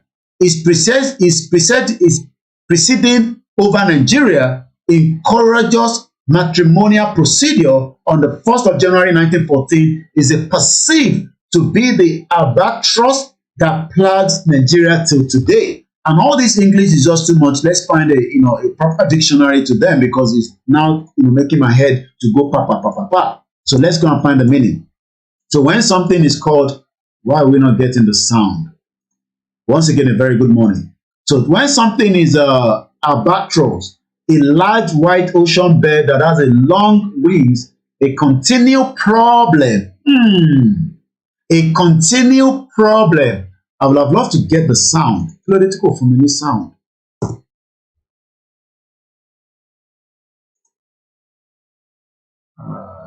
Okay, it's okay. Let's go back. That will work. I would have loved to get the sound. Let's see if I can get the sound. Political for me sound. All right, it's okay. Kufumini sound. I love the sound. But we now know that the meaning of this word, and I want you to write it down. Alpha, Lima, Bravo, Alpha, Tango, Romeo, Oscar, Sarah. Or find the one in Nigeria. So A for Apple, L for Lima, or no, L for Lagos, B for Bravo, or B for Ball, A for Apple again, T for Tango, R for Rabbit, O for Orange, S for Snake, S for Snake. It meaning a continual problem. Báwo ni Tinubu ṣe fẹ́ wá stop this continual problem, Omugo? Yeah, albatross is a bird. Mo rí bẹ́ẹ̀ pé mo rí ẹ̀mí ṣáà rẹ̀ ẹyẹ lẹ́ǹkan. Ẹyẹ labalábá. So ẹyẹ yìí ló ń pè bẹ́ẹ̀. Ṣẹ́yẹ yìí máa ń fúnyàn ní problem, do you understand? But anyway. Àbọ̀rọ̀ mo yẹ yín nísìnyí yẹn wa. So a continual problem that makes it difficult or impossible to do or achieve something. Ọlọ́run máa jà kó sínú wàhálà ayé o. Wàhálà ayé ní Nàìjíríà. Ìwọ rò pé bàbá ẹ̀ kan ló ń ṣe? No, wàhálà ayé Nàìjíríà ni. Nigeria is the one that is holding us backwards as people. And this is why we must allow every region to go their separate ways. You might not like the Igbo people, but the Igbo people did not force Nigeria on us. Some people will say they are the one that destroyed the regional government. They are the one that started the problem. And I hear all this from especially some of our Yoruba media, and all the, some of our speakers as well. And sometimes I don't want to even bring them. I know, like I said, I'm not doing any partnership with anybody. I don't hate the Biafra. If you hate them, that is your problem. You always all come up and say they want to take our land. The land itself has been taken away from you. Dangote has taken our land. The Shogari has taken, the Gilbert Shogari have taken your land. I understand the Igbo people, are termites. They want to be everywhere. They want to go there. They want to go there. They want to invest there. They want to, manipulate there. But it is not their fault. It is the fault of the British that kept everybody together. As far back as 379 years before the amalgamation, the Yoruba land has been existent before they bought this bomb bastard in Lugard. And some of you seems not to understand that. But today, as the Igbo are saying that they want to go, forget about those that are talking about, Peter Obi. Peter Obi is a criminal. He's a criminal. He cannot deny it. He can tell you he's not a criminal. His money was found in the Pandora. And if you don't know what is Pandora, you better get yourself together and come and hear it here. Pandora. Pandora paper. Pandora paper unmasked the hidden owner of money kept outside. Why did Peter Obi go and put his money in Pandora if he's not hiding something? Pandora paper. Peter Obi's name was found there. One day I'll probably bring it that information out. And if anybody have it, send it to me at info@koikimedia.com. Peter Obi's name was found in Pandora. Let's see if you can even find it. Peter Obi. See if you can get any search on him. They are criminals. Pandora. I'm gonna have to go a little bit deep to be able to find it. No, I don't want to sign up. I already signed up already. So if anybody have that report where the Peter Obi was highlighted, please do send it to me. Let's look at Nigeria. Okay, secret document exposed Nigeria oil mogul offshore. Files open new window on $182 million alleged bribery scandal in Nigeria. More than 1,000 artifacts in Metropolitan Museum of Art catalog linked to alleged looting and trafficking. Everything is here in London. Unbelievable. African nations win US tussle over paving way for global tax reform. So let's look at these just briefly. So why are we, why are we talking about all this is because a lot of Nigerians are not educated to know all these things. All your politicians are bomb bastard. They are criminals. They hide money away. They don't want you to know that they have millions of dollars. Peter Obi, I think, had about almost $20 million, if not a little bit less. They have this money. They move it around. They move it from one end to the other. Secret document exposed Nigerian oil mogul offshore hideaway. A deal maker backstage maneuvering a review in the Panama Papers as he hung with celebrities while criminal investigator closing. Even, let's look at it. In September 2015, Beyonce sat on a yacht drinking sparkling wine with her legs wrapped up under a striped earth tone blanket as the Faralloni rocket near Capri on Italy west coast passed by. The singer and her husband Jay-Z paid $900,000 that week to sail the Mediterranean Sea on the Galaxy Star, a 65-meter private cruise with a helipad, 10 dining area, jacuzzi, and sunbar. Unknown to the celebrity couple, the yacht owner was soon to be a wanted man. And this is what a lot of Nigerians don't know. Moke Olakunle. So let's go into it a little bit more. Held through a shell company created by law. Let me increase the font so that you can read with me, for those of you that have big screen. So let's go. So held through a shell company created by the law firm at the heart of Panama paper scandal. Monasque Fonseca, the yacht is now caught up in a massive investigation in Nigeria. The government claims the yacht was brought with the profit from the crude oil sales that were diverted and never paid to the authorities. And this is why you are poor. This is why you never have money. Who are those behind it? The Galaxy Star owner is Kolawole Aluko. You all remember the guy, criminal. So what Musha, Kolawole, Abi is still on the run because they're always on the run. Probably living somewhere. This guy, criminal. You can see his face there, Yoruba guy. Bomb bastard. Olong Basifunde Izeni. All bomb bastard criminal. The Izeni. Big boys. Big boy criminal. Shit. Oh. The the Galactica Stars owner is Kolawole Aluko. This guy there, okay, is the one that owns this yacht that Beyonce was renting for $900 million per week, or 600,000 on rented. They don't know how Beyonce rented. They actually rented the yacht for $900,000 per week. He has a helicopter patch and everything, but they never knew that the owner was a criminal using crude oil money to buy this, and then you expect the area there to be working. And they now put people like Tompolo, Asari Dokubo, and give them a little bit of extra money to make sure that if you want to go there, they kill you. Like I say, you move to the airport, sit down there for up to a week, everybody will start listening to us, since we don't have the ammunition to fight. So, according to Kolawole Aloko, the owner, a petroleum and aviation mogul, who is one of the 4 defendants accused of helping to cheat Nigeria out of nearly, guess what, $1.8 billion. Money that should have come to Nigeria. Money that should have been used to make your life better. Money that should have supported your education as a Nigerian. Money that should have helped you. But yet, all this money were moved outside. 1.8 billion. You think it's not small money? Go to the government on the massive sales of oil. Who is buying the oil? Remember, those that are buying the oil. We've talked about the candle. Sorry, I'm just moving swiftly. Might not stay in one position, but at least you get the message. And this is why you come to this platform. Forget about all these sharing loud, this bomb bastard that doesn't understand what it takes to to break a country. You break a country first by giving people the information that they need, and it will destroy the country. And that is exactly what our brother say when he was talking to Dele Momodu Ovation. And Dele Momodu now is back on the track doing what he loves to do best, traveling around in Atiku Tilule. He has taken his own money. He cannot say that he was doing it for voluntary. Nobody does anything for voluntary. Even me myself, I never do it for voluntary. I say, give me some money so that at least we can have a little bit. And if you're thinking of where to put the money, it's screwing there. And anybody asking me, why is it screwing there? Go and ask your father. Bomb bastard.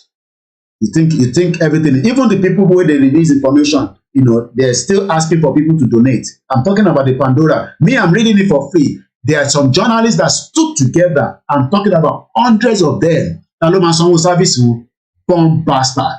Somebody asking, Koiki, why is this account scrolling up there? Come and remove it. You're bomb bastard. Bombo cloud.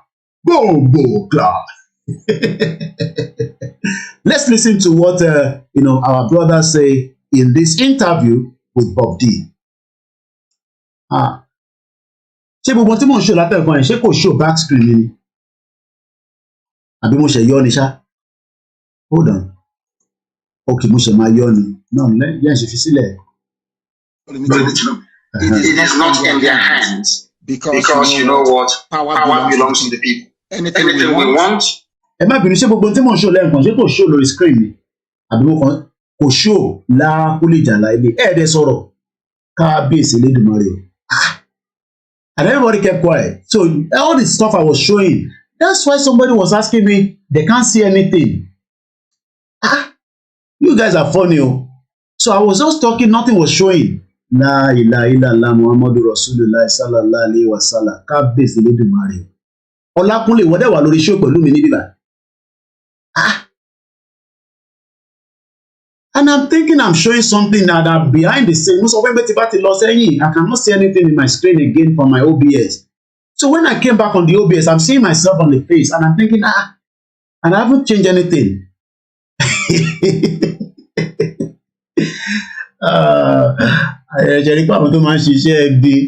They want to not let you see.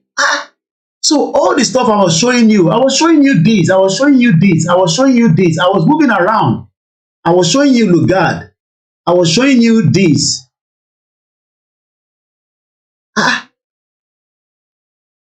Two questions here. I was saying it that no imagery. Hey, but my post later. Olakunle, I thought it was the little old and Pumu Pine. You koikimedia team, not there were there. I just read the Simon Ekpa one. I told you this one. These are all the stuff I've been showing you. So you didn't say anything. La ilaha illallah. I know somebody was saying that, but I thought it was like, because when I was showing this, remember I was showing this, and I read the comment, But apparently, I did. Let me bring my video in as well. Ọlọ́run máa jẹ́ ká má kàn máa sọ̀rọ̀ lásán kẹ̀. Irú kílẹ̀ ló wá láàárọ̀ ẹ̀yin tí ẹ̀fẹ̀ káwọn èèyàn mi rí tí mò ń ṣe o. Let me bring my own video in. Unbelievable.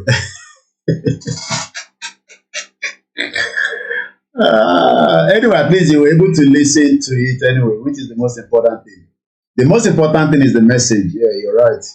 The message. Anyway, something that we've shown before. It's just that I was just shocked. Anyway, let's move on quickly. So the reason why I wanted to connect Nnamdi Kanu speaking here is to do with I was actually saying something and I wanted to connect Nnamdi Kanu. Okay, I was saying that the more our people get to understand what we are saying, that you cannot produce candle, you cannot produce glue. These are basic things that can be produced in Nigeria. Mokiyawa Ayeola Ajayi Mofitotoki. I say good afternoon from here. And thank you so much. Even with all my screen, you can tell that I was completely focused, mo tẹ wo gbogbo screen mo wo comment but mo ṣàkọrí pé mo pick comment bọ̀bọ̀ ọmọ Biafra ẹlẹ́ẹ̀kan but I didn't even think it and lock it back to pé because if I was looking at my screen I would have seen that I'm not projecting myself out but I was looking at the comment but I wasn't looking at the screen. Anyway, that is onítìrí jùjú. Wọ́n tó onítìrí jùjú nìyẹn, onídọ̀tí, one bastard. So I was linking to say to our people that by the time they understand why can't we produce candle? Candle should be able to produce candle. It's not a big deal. You can produce it in large scale.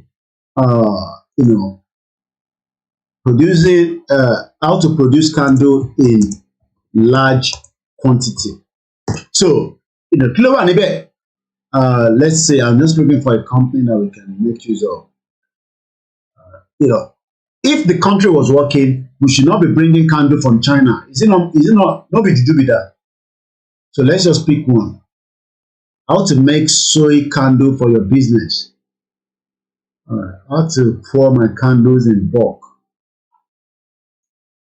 I'm just looking for one new. Then I will play Nnamdi Kanu in just about a few minutes. So as soon as I have that video, I will not play this one. I'll play Nnamdi. So what Nnamdi Kanu was told, by factory, let's say factory, because it's important that we want factory production. Okay, how it is made. The process of making candle. So we'll work on this later, but let's leave it for now.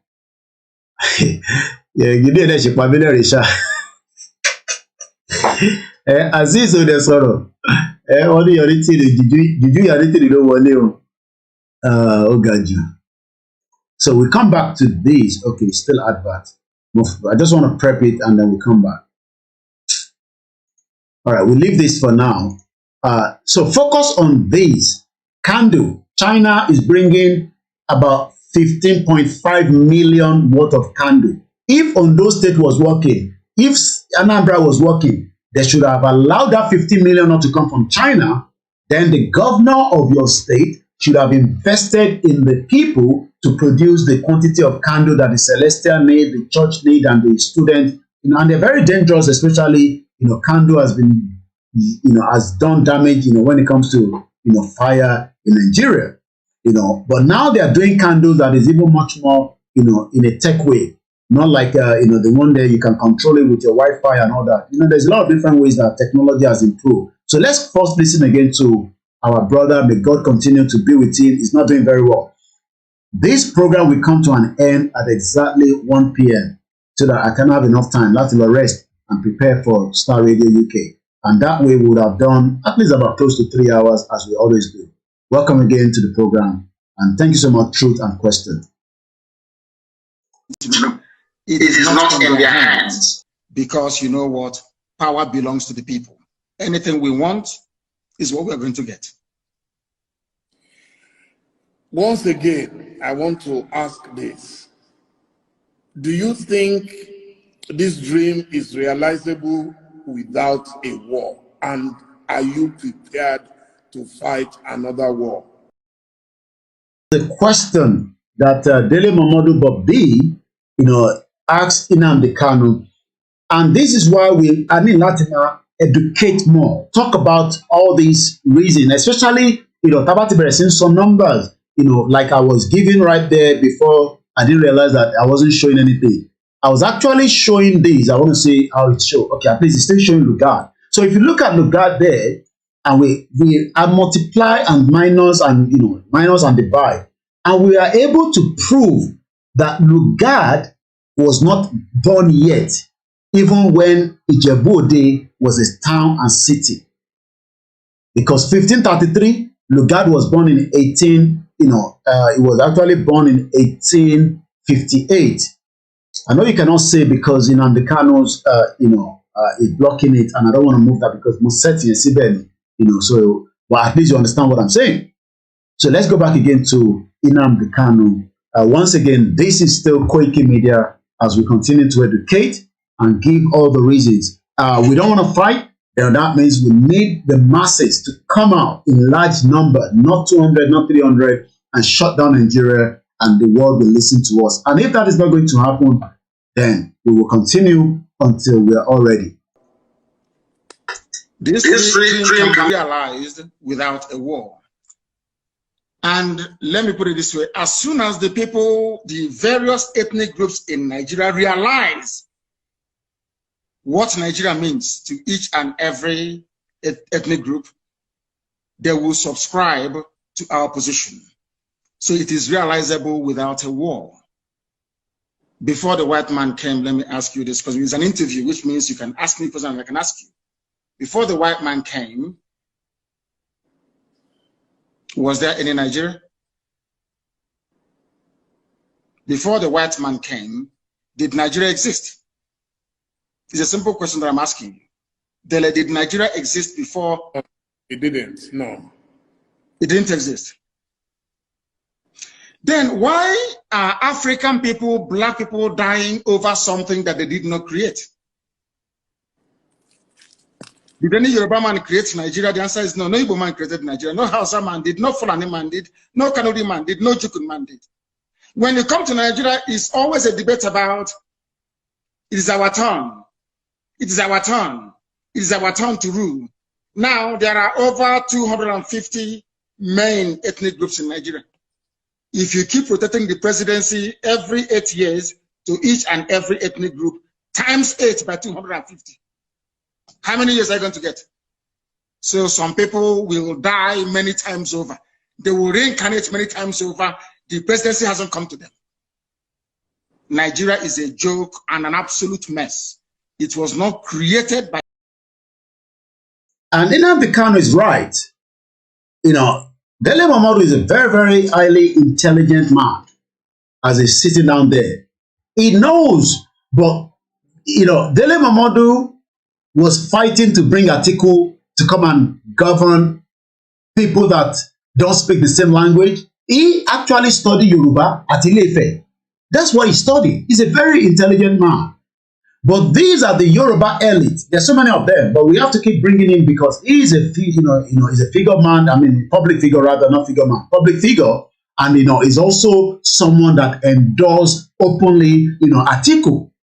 So when we talk about Dele Momodu, not because we want to disrespect him, it's because these are the Yoruba elite.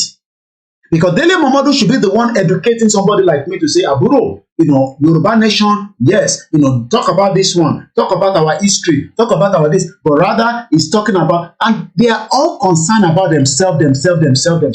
It's all about a because when you look at him now, he might come out and say, but Koiki, from Nigeria, I fought during MK Abiola, but we all know that, even MK Abiola is a bomb bastard, because MK Abiola was a criminal. MK Abiola destroyed Nigeria, just as Tinubu wants to come and destroy Nigeria as well, because Tinubu is not going to offer anybody anything. These are lies. But rather than these, our Yoruba elite, we have two problems. The Yoruba politicians, those ones are the real criminals that we must deal with, and we have to deal with them so that we can move and progress in this Yoruba nation quest. If you're not going to deal with them, they will continue to subjugate our people using the influence of the fraudulent system that has been created by the colony. And each time you want to go out, you can see that Lagos State government quickly bring guns out. Hey, no, we can't tolerate that here. But the moment we face them and say, we no go agree or we no go agree, then it will become a confrontation. But our people don't want confrontation. But we can allow the Portuguese explorer in this part that I just showed you. These are Portuguese explorers. When they were coming down to our city, they were killing us, they destroyed us, and yet some of them died in the process. But today, we want to be God. And the same God that you are serving, they are bringing the candle from China. Is that no be juju with that? The same God that a lot of the Celestials and the Kerubu and every one of them, which I love. I've told you I love the white garment. Maybe because we have, a line of Claman Koikimedia, because I know that my great grandmother is a white garment as well. But candle then loaf is not done in Nigeria. One law import the to China. Even if the one in Nigeria, some people are not going to buy it. They'll say it's fake. We can't buy the candle in Nigeria because we can't trust it. And the Chinese that is giving us the candle doesn't belong with Christian. They are Hindus, they are Buddhists. Chinese don't believe in Christianity. Oh, you don't know that? The Chinese don't believe in Christianity, but they are the one producing candle that the Christian in Nigeria are using. Nobody do be that. So you are now saying that how? So are you going to tell the Chinese that is producing the candle that the Chinese or China that is producing the candle? You must be crazy. And this is why we are saying to the people that the fight for the struggle has nothing to do with religion. Religion is your own body, is your own person, is your own intention. If you don't want to be a religious person, it doesn't matter. But what they've done is they've destroyed our own culture by saying to us that, hey, don't talk about Ogun, don't talk about Shango, don't talk about Oya, don't talk about this. No. Koiki Yoruba ṣe máa ń gẹran yẹn. Àwọn pastor ní kò dá bó ṣe ń gẹran. Ṣé ẹ̀yin apá àpín pẹran? Ìbí tẹ́ bá máa pẹran níbi símìlà ẹ̀gẹ́ orí ẹ̀ẹ́dẹ́gbẹ̀ ẹ̀já jáde. Is that not the same thing that they are doing as a Yoruba culture? What is wrong in that? Oh, okay. Because Ile Babalawo that big church. Maybe our Babalawo should start having a big, like all this big church. And then modernize it. Put air condition there. And then we go there with our wife. We sit down there. And when the mama I'm a little screen. And we can make it in a modernized way. And that is why the first 10 pastors are making good money on YouTube. But people believe in them because they are communicating with them. But tó bá jẹ́ pé àwọn oníṣẹ̀ṣe nísìn ló wà lórí YouTube tó ń pawó nísìn, àmà ní no, don't show this thing.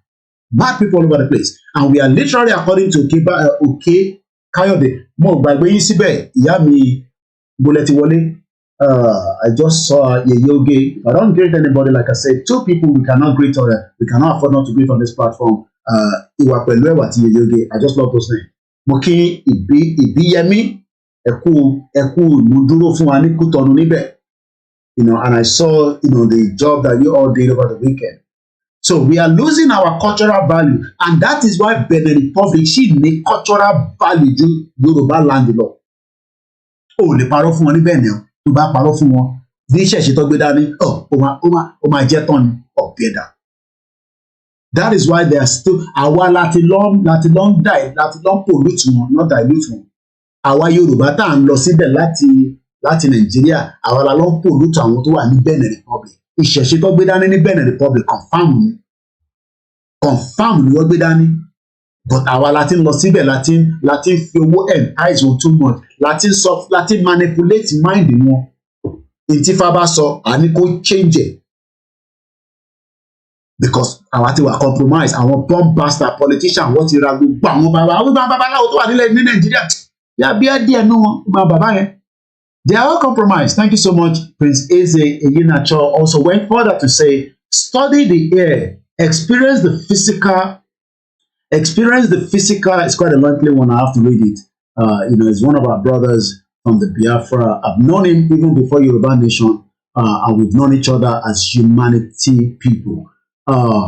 Study the air, experience the physical and spiritual presence of God everywhere, and behold Malta, being grandiose, delusion, arrogancy, assumption, fabrication, stupidity, foolishness in the things they worldly claim. What is more insane than to behold and accept the presence of the air in Yategun prior to the arrival of everything living? In this transit, life and acknowledge that nothing and no physical living in this world owned, created, nor can control the air. Who can control the air is what he's saying. As they are traveling to the space and Mars, my wife keeps saying, I hope one day you will see all these alien on there. Because every night I want to go to bed, I'm opening my window, maybe I'll just see one crafty thing in the space and I can take a picture and I'll be very popular around the world. So my wife keeps saying, I hope one day you will see people in the space. So as they keep going to the space, you know that when they send things to the space, they keep telling us that the air there is too much for them. They have to control the robotic people that they send there, even those in the International Space Station, which is exactly what Prince Eze Eyinacho is telling us here. He also went on to say, God, orthography, and artisan in the air. The air in Yategun is a spirit. The moment we cannot breathe after a while, you will need oxygen.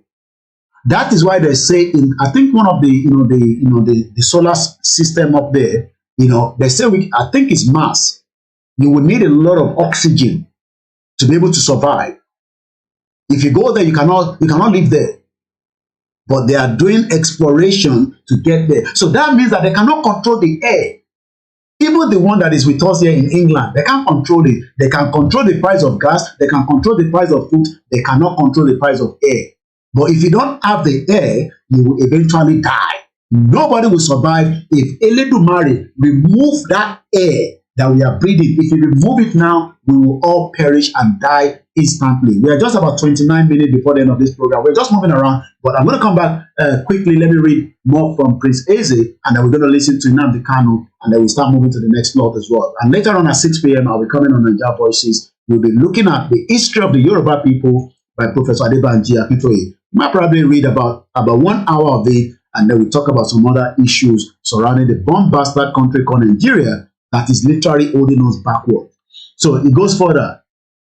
The air is a spirit, a meaning is a spirit that is ever present in everything living and everywhere, seen and unseen. It cannot be locked. If I go out now, I will breathe. You cannot lock it. You cannot give me money, it's okay, but that air I will breathe is free. Lock out anywhere or any secret. It is already there before you arrive, and you'll be there after you die. You don't own it. Nobody owns the air. No government, even American government does not own the air. Russia government does not own the air. The air belongs to the creator that left it there. And you cannot bribe anybody that they say, Koiki, I will not give you air. The least is you put me like they're putting Americano in that confinement and they don't want to release it so that it can breathe a proper air. And what they can do is they can start putting gas, to distort its air.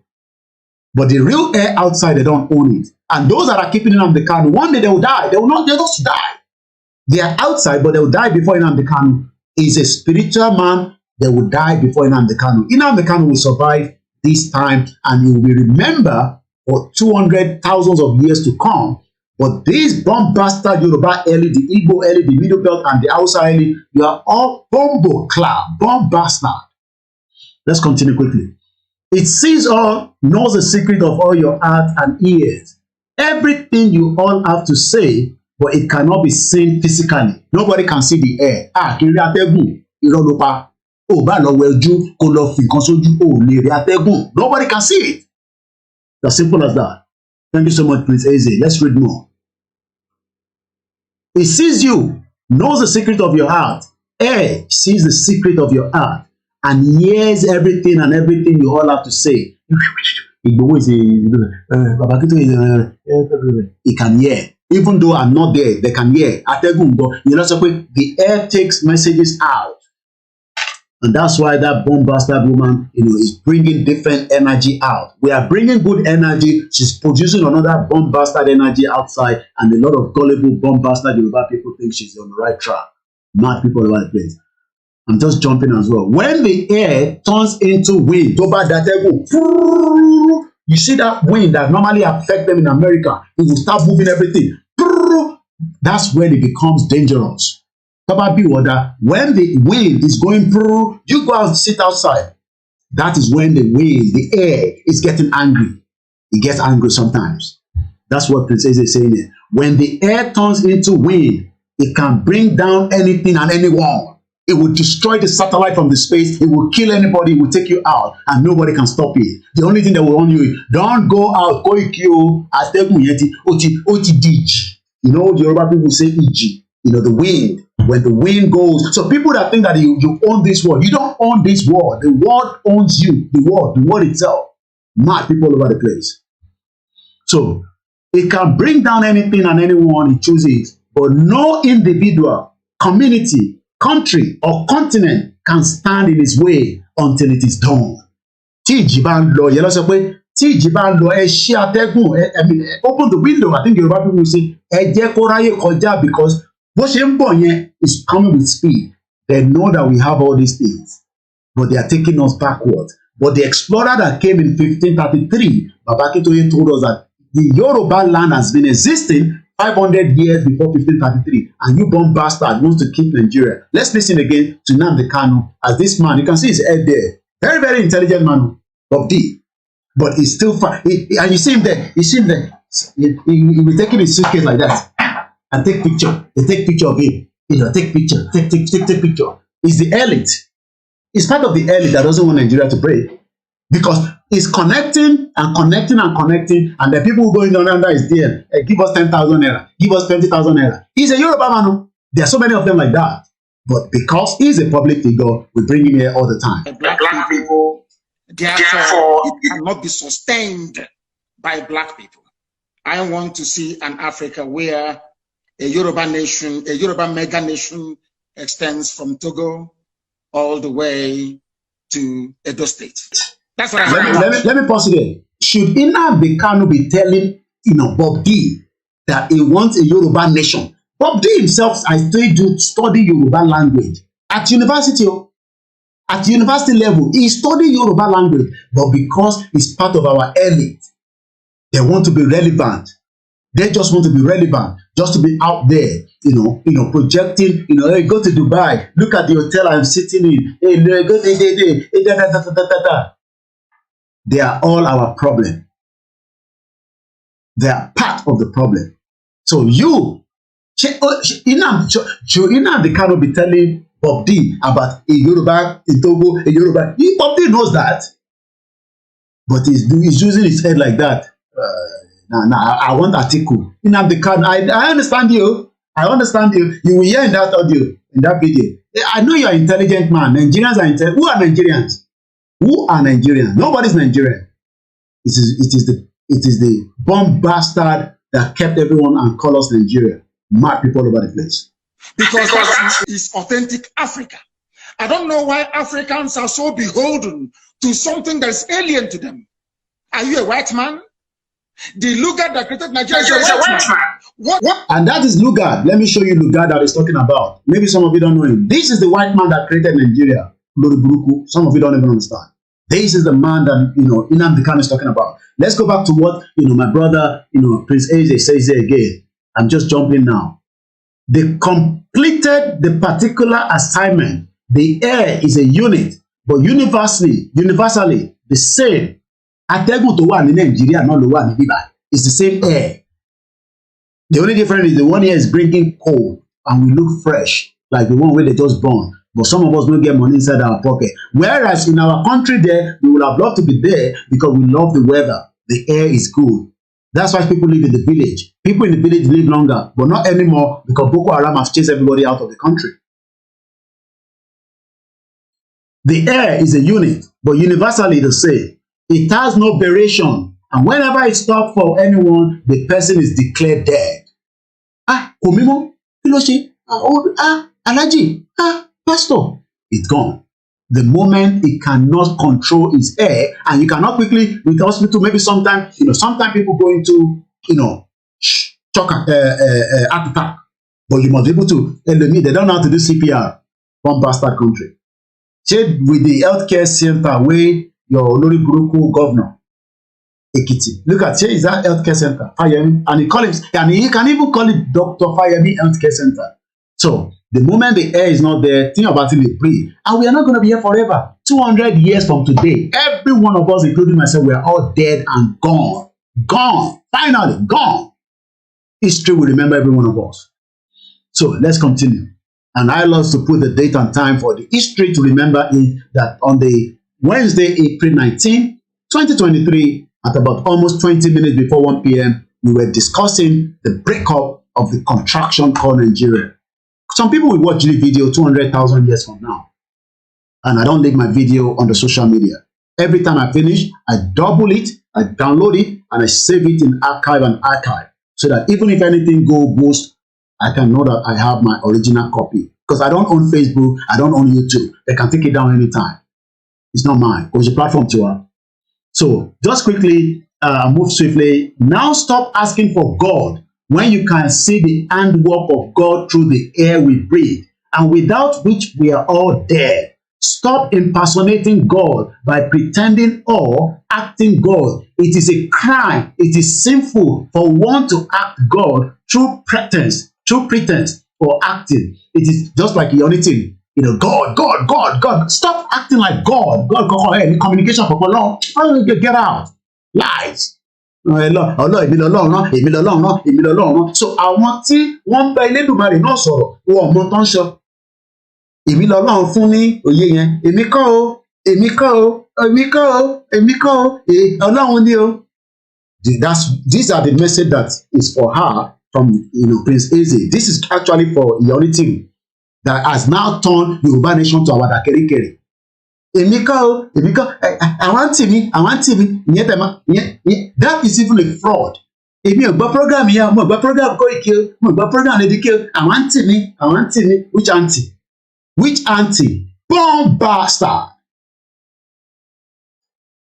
Mad people all over the place. Oh yeah. I should build the koikimedia direct one, but it's just straight by. But at least for now, they're not taking us down. The only thing is they've removed my monetization on YouTube. It's not the end of the world.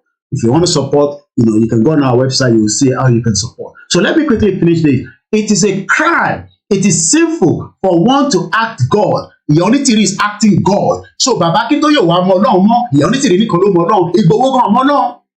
One bastard. Èmi lọ́lọ́run rán. Èmi lọ́lọ́run rán. Èmi lọ́lọ́run fún ní kiri kan. It's all crime. They're criminals. Scammers ló máa ń lo gbogbo method yẹn. And we all fall for it until tójú abẹ́rẹ́ sí ń clear pé ìyá yìí run 440. My grandmother before she died, God bless her soul, Alhaja ni multiply it by 2. 419 times 2.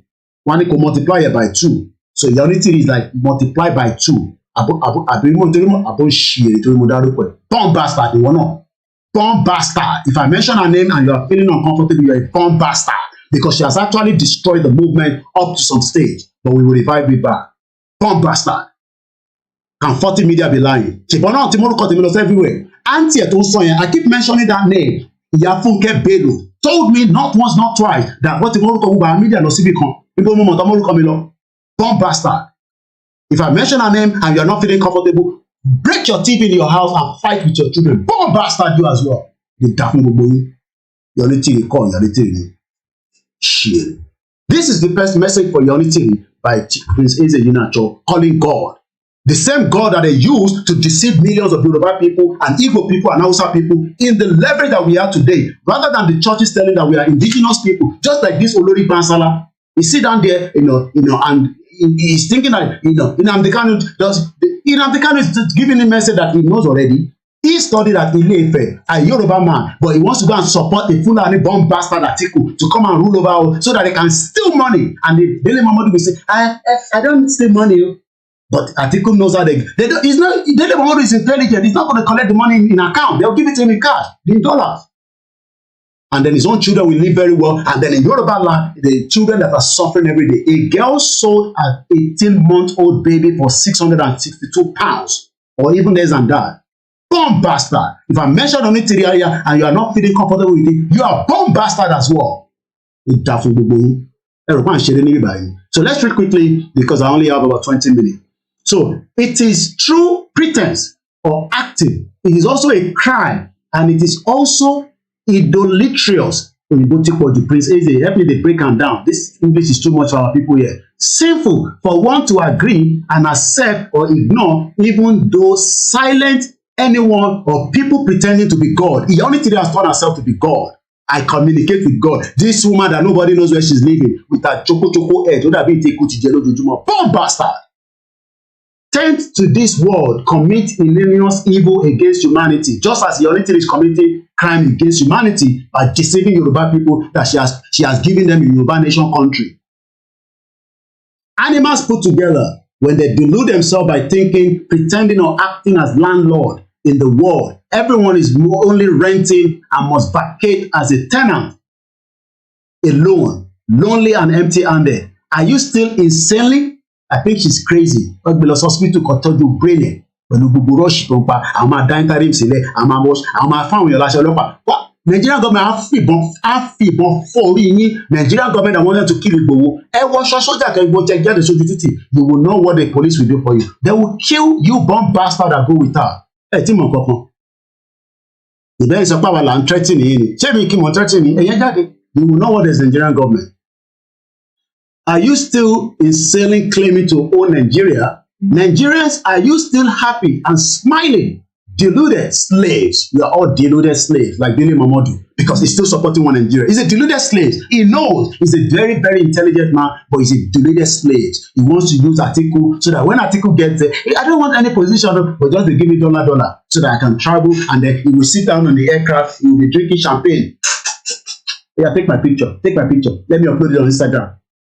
Mad people all over the place. These are the Yoruba elite that doesn't want Nigeria to break. They're all deluded.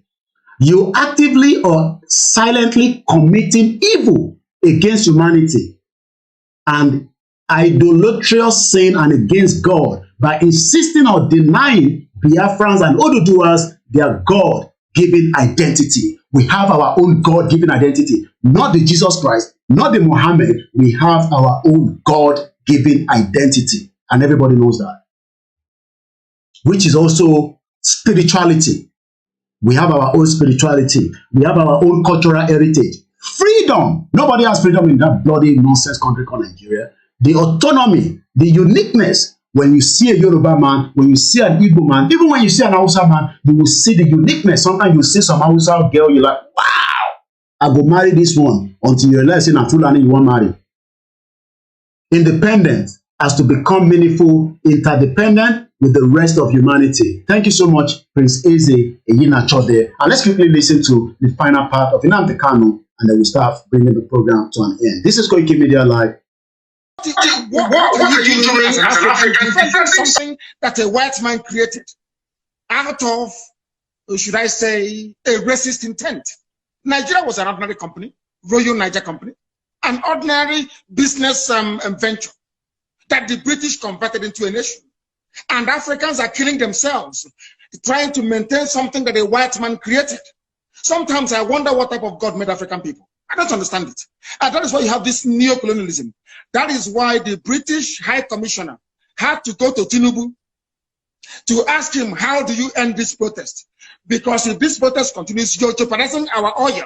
Nnamdi Kanu can use it as an advantage to go and get Biafra. They asked the army to go in and kill people. You people are being ruled by your colonial masters. Your fate is not in your hand. You're in a country that is 60 years old, so to speak. There is no electricity. If I am a Nigerian, I can't come out and say I'm a Nigerian. I'll be ashamed of myself. For 60 years, you have no electricity. For 60 years, no good roads. For 60 years, no good schools. For 60 years, your politicians are traveling abroad for medical treatment. I ask you, what is there to be proud of about Nigeria? Name one thing you can be proud of. Name one thing. Is a question I'm asking you, Dele. Tell me one thing you can be proud of in Nigeria. Nigerians are amongst the brightest people in the world, including the Igbo. You see the criminal Yoruba elite. You see, this is the narrative they put out. Nigerians are the best outside. Nigerians are the best outside. You can see the way he put it out. Let's hear what Nnamdi Kanu told him back. People of which you are one, a very brilliant man. That is Nigeria in your DNA. I was born a Biafran, not a Nigerian. Nigeria is a historical mistake. Was there a birth certificate at that time? No, wọ́n ti break phone wọn tán. Ọmọ àtúgbà fóònù ìyàwó àtàwọn ọmọ wọn. Bẹ́ẹ̀ bá ti gbà ẹ fọmọ́lẹ̀. If I mention her name, you are not feeling comfortable, just put that phone on the floor. Bomb bastard. Mad people all over the place. I'm not going to destroy mine. Destroy TV. Idiot. People all over the place. Look at Dele Momodu. The Nigerians are the best outsider. Nigerians are the good people outsider. Nigerians are the, and yet, we don't love each other. We don't love each other. It's all lies. That wrote Biafra on it. Of course, yes. You want me to show you? I will show it to you. I can email it to you. It's not here with me right now. I can email it to you. My person is Biafra. I don't mind. I will email it to you. So you see, what I'm asking is, if Nigeria never existed until the white man came, why are you as a black African man defending it? What's a white man created? Why? When you have Yorubas in Benin Republic, Yoruba is in Togo, they speak your language, they eat your food, they dress the same way you do, you have the same culture, the same value system, the same orientation, and I'm asking you, and the white man came from Europe and said, oh, you are Yoruba from Togo, you speak French. You're Yoruba from Benin Republic, you're going to speak French. But you're Yoruba from Nigeria, you speak English. Are people not perturbed by that? That level of dehumanization, that level of subjugation. You see, the one thing that shocks me about Africa and their class of intellectuals. Impediment to Yoruba development is the impediment to Odua development. Without Nigeria, we won't be where we are. 1962, we were far ahead of South Korea and North Korea. We were far ahead of China even. We had television before France. We had radio before South Africa. Now look at where we are today. I think it's a shame that even any Yoruba man can be talking about restructuring at this point in time. What are we restructuring? This country that is already shot to pieces? I don't think that's what we want. But they are always talking about giving Nigeria a chance. The patience of Yoruba with Nigeria has come to an end. If you don't allow we Biafrans to go, that zoological republic called Nigeria will be a worse place than Somalia. And today it is happening. And if you have not applied for your Somalian visa, please try and do so. Should I say Somali visa? Try and do so as quickly as possible, because the zoo is on the path of destruction. And there is nothing man can do to reverse it. Mark today's date and what I'm telling you. Nigeria will be destroyed beyond human comprehension. Which is it for you, Dr. Obadiah? Do you think the government is unwilling or unable to protect the people of Southern Kaduna? In fact, it is not only unable, it is unwilling, and we have good reason to feel that they are part and parcel of the killers. Let me make some revelations to you. That's a very big allegation, Dr. Obadiah. The government is part and parcel of the killers. Yes. That's big. Yes. Yeah. Okay. How would the government just say, oh, it is revenge killing and so on? Then you leave it there. Oh, because it is revenge killing and so on and so forth. The body language of this administration, the body language of the state government shows clearly that they have a hand in the killings. No doubt about it. Because, you see, General Abacha, and people don't give him his due. Do you think you would have tolerated such nonsense? And let me make some revelations, because some of us also have our own intelligence networks. Okay. Have met with some of the bandits. We have met with some of their high commanders. One or two who have repented. They have sat down with us, not once, not twice. They told us that one of the northern governors is the commander of Boko Haram in Nigeria. Boko Haram and the bandits are one and the same thing. They have a sophisticated network. During this lockdown, their planes were moving up and down as though there was no lockdown. Moving ammunitions, moving logistics, moving money, and distributing them in different parts of the country. They're already in the south, in the rainforest of the south. They're everywhere. They told us that when they finish these rural killings, they will move to phase 2. The phase 2 is they will go into the urban cities, going from house to house, killing prominent people. I can tell you, this is the game plan. By 2022, they want to start a civil war in Nigeria. Every one of us must rise up. The armed forces are not neutral. They collude. They collude. They collude with the armed bandits. They kill people, kill Nigerians. They facilitate their movements. They cover them. If you are depending on the armed forces to stop the killings, you will all die one by one. They wanted to be separate from the country that the British Empire had imposed on us, which was this country of Nigeria, where they kind of took a bunch of independent nations who don't have anything to do with each other, don't even speak each other's language, don't relate. Many of them were even enemies and warring at the time, smushed them all together and drew these arbitrary lines around them and called them countries and named those countries. Right. And then said, now y'all get along and do a country for us and be a union for us. And then go through, contentious, bloody independence processes that never really yield any real independence. You're still part of a commonwealth afterwards. True.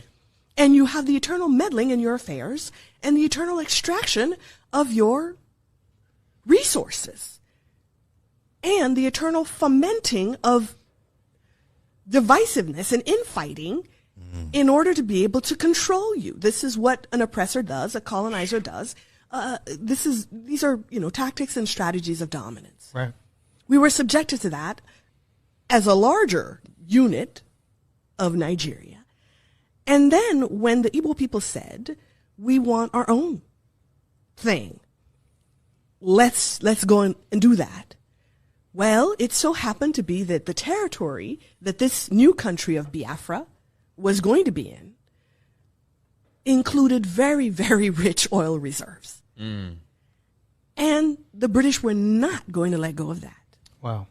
And the people that they had put in power, their puppet Nigerian governments weren't going to do that either because they needed it for the Nigerian project. Right. And Britain needed it for its own interests and uses. So Great Britain got directly involved in this civil war and in the war for independence and decided that they would do everything to make sure that Biafra did not go. Wow.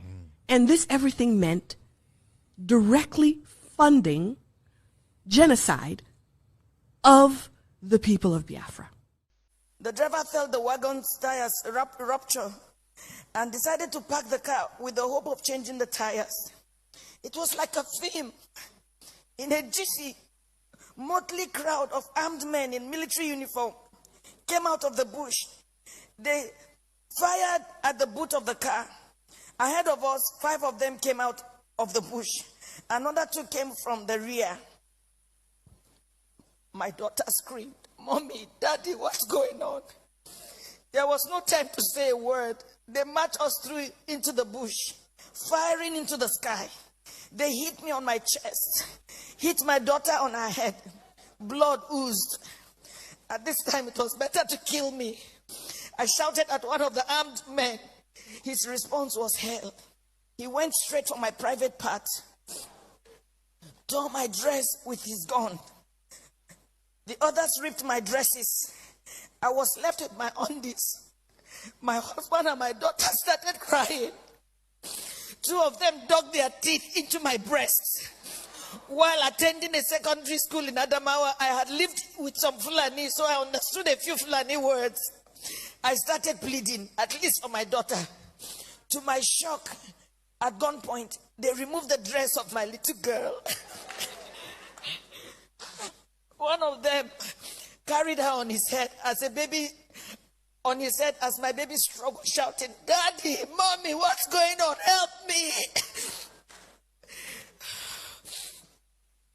I could not help myself.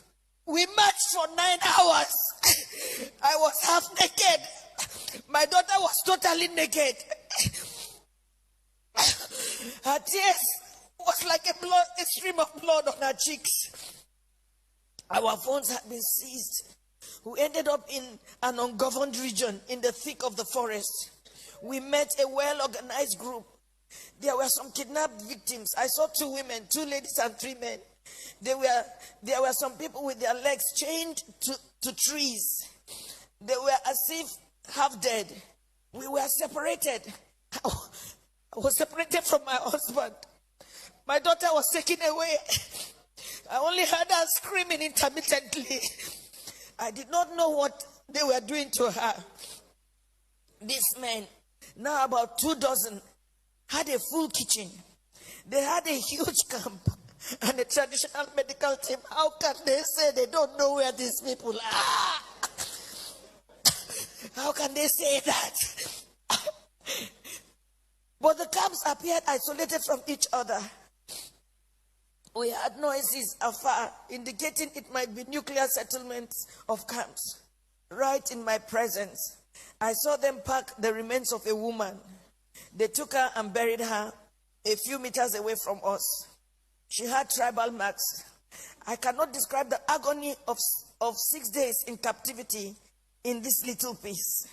I cannot talk about how they asked my husband to choose between myself being raped or his daughter being raped. My husband broke down in uncontrollable tears.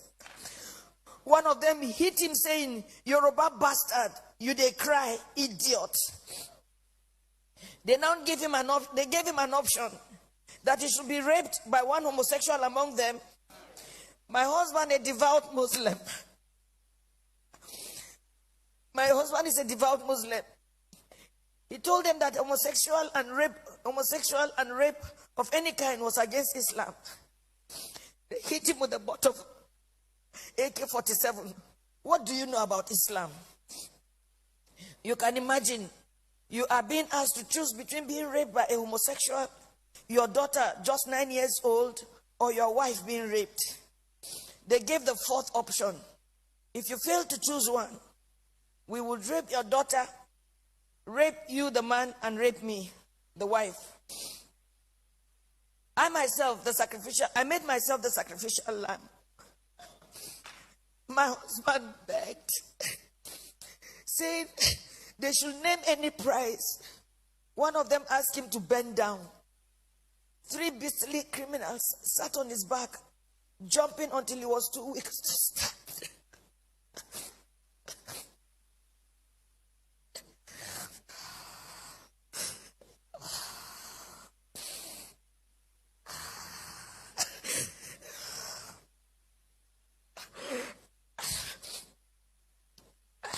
I was not allowed to put on any additional clothes. Imagine they rape you all night and they stop you from putting on any clothes for 24 hours.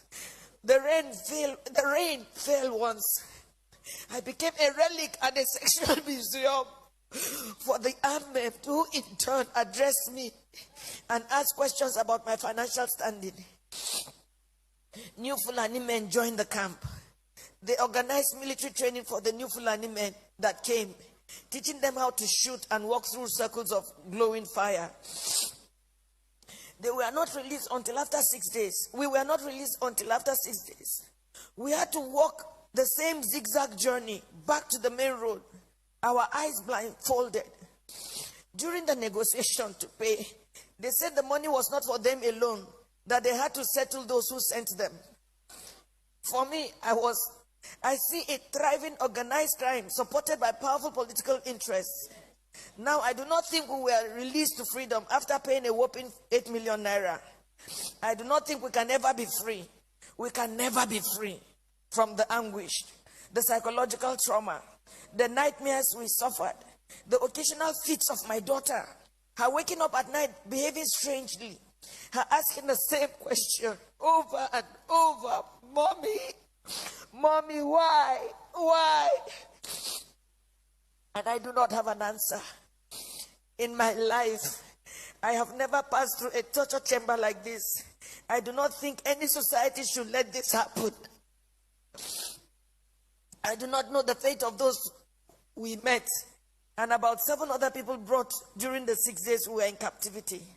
What I saw was a nation that has collapsed, but pretends she lives.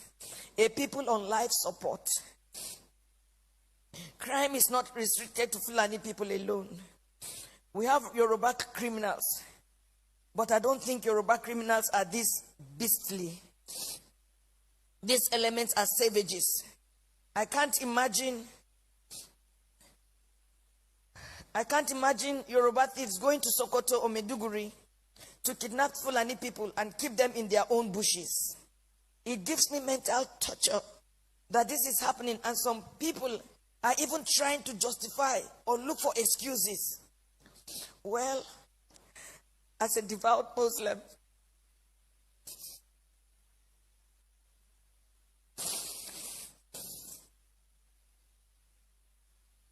myself and my family have taken solace in Allah. Not the Nigerian police, not the army, not the government. We have taken our faith the way it came, that this is supposed to be fate. I thank God that we successfully returned to where we live, thousands of miles from Nigeria. We thank God that we have made a vow. Never shall me, any of my children or husband in our lifetime visit Nigeria again. Our remains, anytime we die, will also not be buried in Nigeria. It was a suggestion my daughter made, which we all adopted. I pity the country. I pity her people who continuously walk like the living dead. I pity those who parade themselves as leaders because they know nothing about what is going on, and the abyss the country is sunk already. I pity Yoruba people. Oh, I pity you. I pity my people. For me, the issue is not about President Buhari. Democracy can produce anything, even the worst in the society. What I worry about is the conspiracy of silence by the people themselves, the ignorance, the treachery, and the illusion that one day things will get better through another election. Since I was born in Nigeria, each year had led from bad to worse and on and on. I do not have a solution to what is going on, but I think very soon hell will let loose upon the earth as long as there is no law and order and anarchy and the rule of brutes in the order of the day. Once again, there can never be anything more comforting than my husband, who saw what I went through, but was able to encourage me, and even encourage me to write this little piece after months of agony and sociological imbalance. Good night, Nigerians.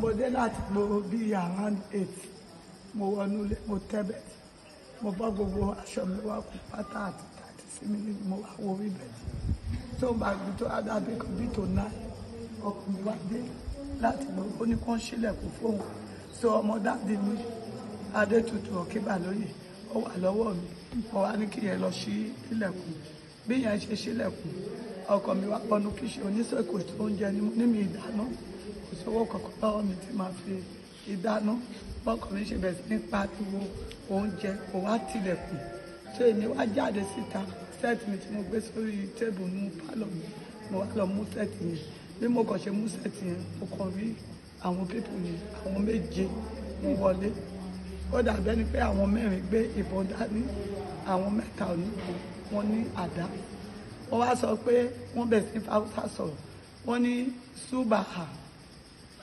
Fúlàní bá wọ́n ní sú kìnnápà ni wọ́n láwọn kì í ṣe Fúlàní pé kìnnápà làwọn wọ́n ní kí n gbé owó wá mo wá fi Haúsá dáhùn pé báńdé kùdí wọ́n ní àpò ìkùdí wọ́n á ní báńdé kùdí wọ́n kí n gbó wá wọ́n ní mi ìlú tó bí kan ṣe gbá ìbọn mi mọ́ mi láyà ìkan tẹ̀lé ọkọ̀ mo pé ọkọ̀ mi làbá owó máa làbá ọtí pé màmá wo ọ̀ràn Fúlàní ó ti tó lé wọn ọ̀yẹ́ ọkọ̀ bá ọtí pé màmá ọmọ yẹn ló wà bẹ̀ sí ní pariwo tó bọ́n ṣe gbé mi dé wọ́n gbé mi lọ sẹ́ńtà ọ̀dọ̀ wa ibi tí mo ti ṣiṣẹ́ wọn ní àwọn ọ̀tọ̀dọ̀ oníkálukú ti sá gbogbo àwọn tó lọ́mọ ládùúgbò oníkálukú ti kọ́ ọmọ ìwọ̀n ti sá mo rí gbogbo wọn bọ́n ṣe rọ́ọ̀ṣù mi lọ sọ àwa lọ sí sẹ́ńtà àdàgbà àbẹ́ni kọ̀ọ̀kan bẹ̀ ni bọ̀bọ̀ kan Màlátò àti ọmọ mi kan wá gbé mi sínú ambulance wọ́n á rẹ̀ sí ní hàn wọ́n ti gbé mi wá sílẹ̀. Ṣé ti gbọ́ nípa ìròyìn kankan pa ọmọ tí wọ́n gbé? Wọ́n ti pè wọ́n ní ọmọ náà ti pè. Nọ́mbà wo náà fi pè?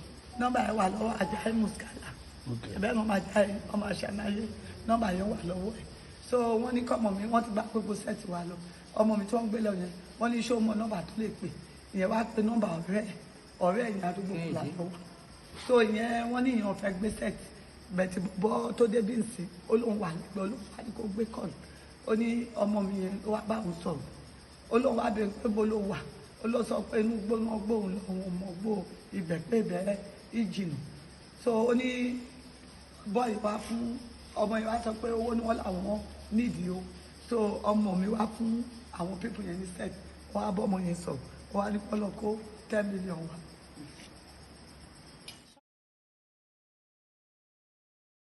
And this is happening. The first video we played is 2018. You would expect that maybe there will be changes. 2019, 2020. Àìtí bẹ̀rẹ̀ Yorùbá nation ni wọ́n kidnap woman tí ó ti padà sí America. So that was 2018, 2019, 2020, 21, 22, 23. 5 years after this mother was kidnapped this year, about a few months ago or a few weeks ago. I pity my people. You don't see Igboho. By the time I come back later in the evening, we'll be discussing more. I can only say, I hope Nigeria will not happen to you. You can see them there, we don't have the kind of weapon that they have. These are the terrorists, parading AK-47, AK-49. They even have satellite phone. And these are what our people don't understand. I will continue to remind you those videos most of the time because we are people that forgot. But somebody will never forget because he was actually fighting for that same purpose, for that same reason. But we have castigated him. We have called him all kinds of names. We even say he does not have the capacity to deal with that crime. He wanted to deal with it in his own way. He has already tried. He's still trying. And he says he's not giving up. But the Yoruba people say, go shut up. But he says, but and I will just remind us what Igboho said in his own video just about a year and a half when I traveled to Nigeria as well. Family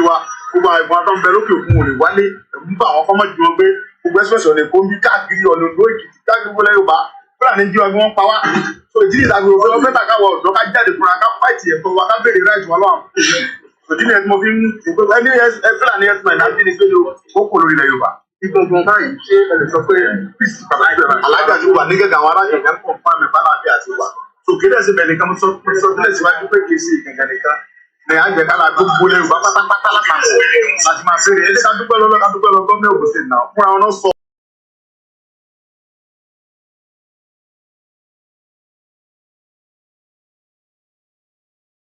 lólógùn State kò ní gbà wá láì pé káwá pèsè àwọn Fúlàní ẹ̀sìn mẹ́rin náà so fúnra ìjọba ló sọ pé ó ti tó gé fáwọn Fúlàní ẹ̀sìn mẹ́rin torí pé àwọn tóun ti ìjọba lé lórí lẹ̀ ń pa so ìdí nìta fi wá sóògùn State lé ní ìṣe táwọn pàdé tẹ́tí ní gómìnà báyìí mi tí ì rí wọn ọ̀tẹ̀ mi ò pé ibi tó ju ìjàmbá wà lẹ́ka kọ́kọ́ lọ tàbá lé àwọn Fúlàní tàbá lé tàbá padà lọ bá ìjọba láti àtẹwọ́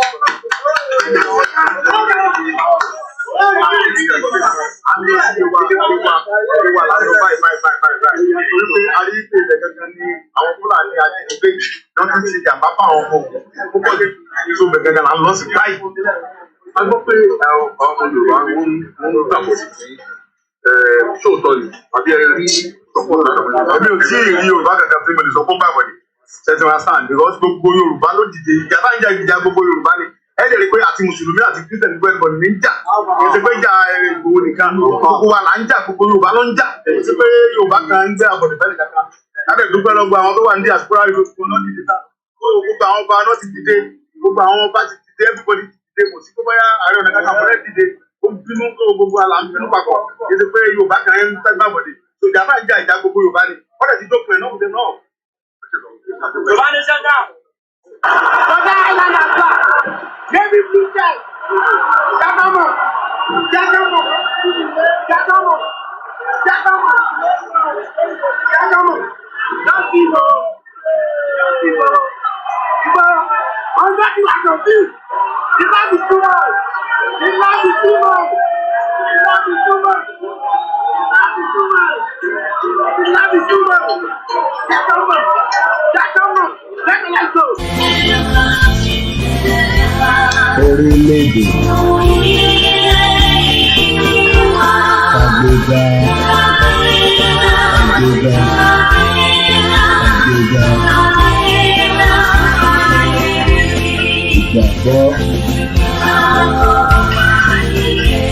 láti bẹ̀rù ká ṣiṣẹ́.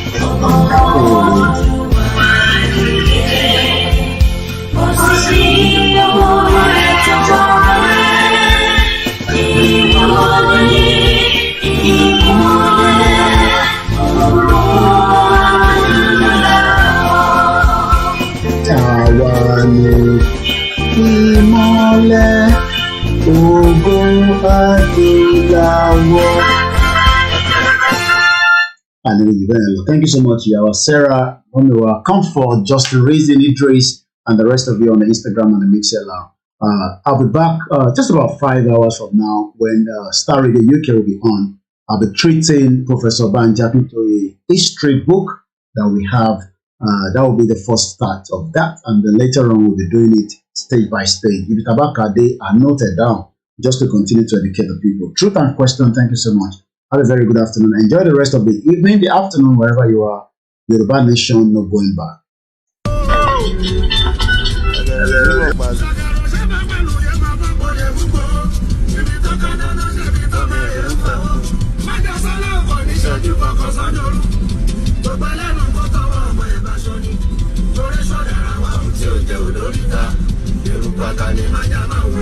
Ẹ má fojú ko eruku ata.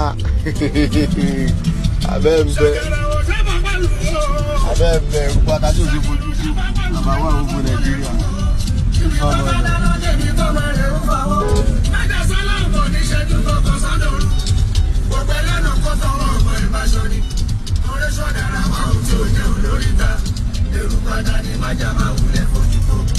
Ẹ má fojú ko ata yín lójú.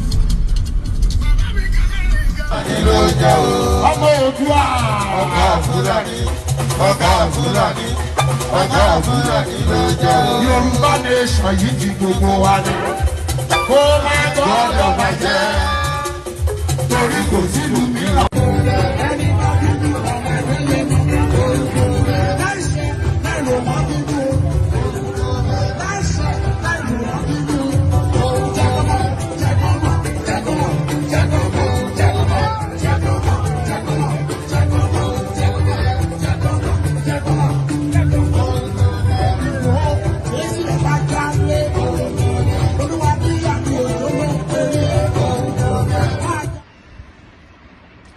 Life is so funny.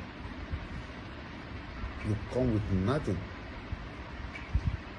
then fight for everything, and later leave everything and go back with empty hand. God is powerful. Ojo gàté, kò jọ gàté, Yorùbá nation ṣe bí eré, ó kéde ara rẹ̀. Yorùbá nation rèé o, ó dúró nàtán. Yorùbá nation, ó dúró gédégbé, gédégbé làwáwà, ó dúró gbáǹkéké, ó dúró gbáǹkọ́gbì bí ọ̀pá ọ̀ranyàn káàkiri nílẹ̀ Amẹ́ríkà. Ìlú tí a tẹ̀dó sí orókè Oòduà, onílẹ̀ Yorùbá kò lè farasin. Yorùbá Nation ti dúró nàtán fáyé rí ní USA. Ló bá tán, ẹgbẹ́ ìlànà Oòduà lábẹ́ olùdarí ọ̀jọ̀gbọ́n àgbà Bánjí Akíntóyè ẹ̀ka ti USA lábẹ́ ìṣàkóso Barrister Adékúnjọ ń ló gbé akéde Yorùbá Nation yìí kalẹ̀ kàǹkà. Àgbájọ ọwọ́ là fi sọ̀yà o, àjèjì ọwọ́ kan ò gbẹ́rù lórí, kárìn kápọ̀ yíyẹni. Gbogbo ọmọ Oòduà nílẹ̀ Amẹ́ríkà àti lágbàáyé ńlá pè láti darapọ̀ mẹ́gbẹ́ wa yìí ní www.ilanausa.org tàbí kí ẹ pè wá sí 202-210-3251. Yorùbá Nation kéde ara rẹ̀ fáyé rí, ojú tẹlẹ́gàn. Yorùbá Nation is calling. Sons and daughters of Yoruba land and citizens of the world, behold, the Yoruba Nation has come to stay. The billboard is magnificent. It is beautiful. It is second to none. It is historic. Sons and daughters of Oduduwa land, this is a clarion call for you to be part of history. Make haste and join Ilana Oma Oodua, USA, at www.ilanausa.org. Today, as tomorrow may be too late, Yoruba Nation is second to none. Call us today at 202-210-3251. Yoruba Nation, Ògo Adúláwọ̀. Koiki Media bringing the world closer to your doorstep. Have a very good afternoon. Bye for now.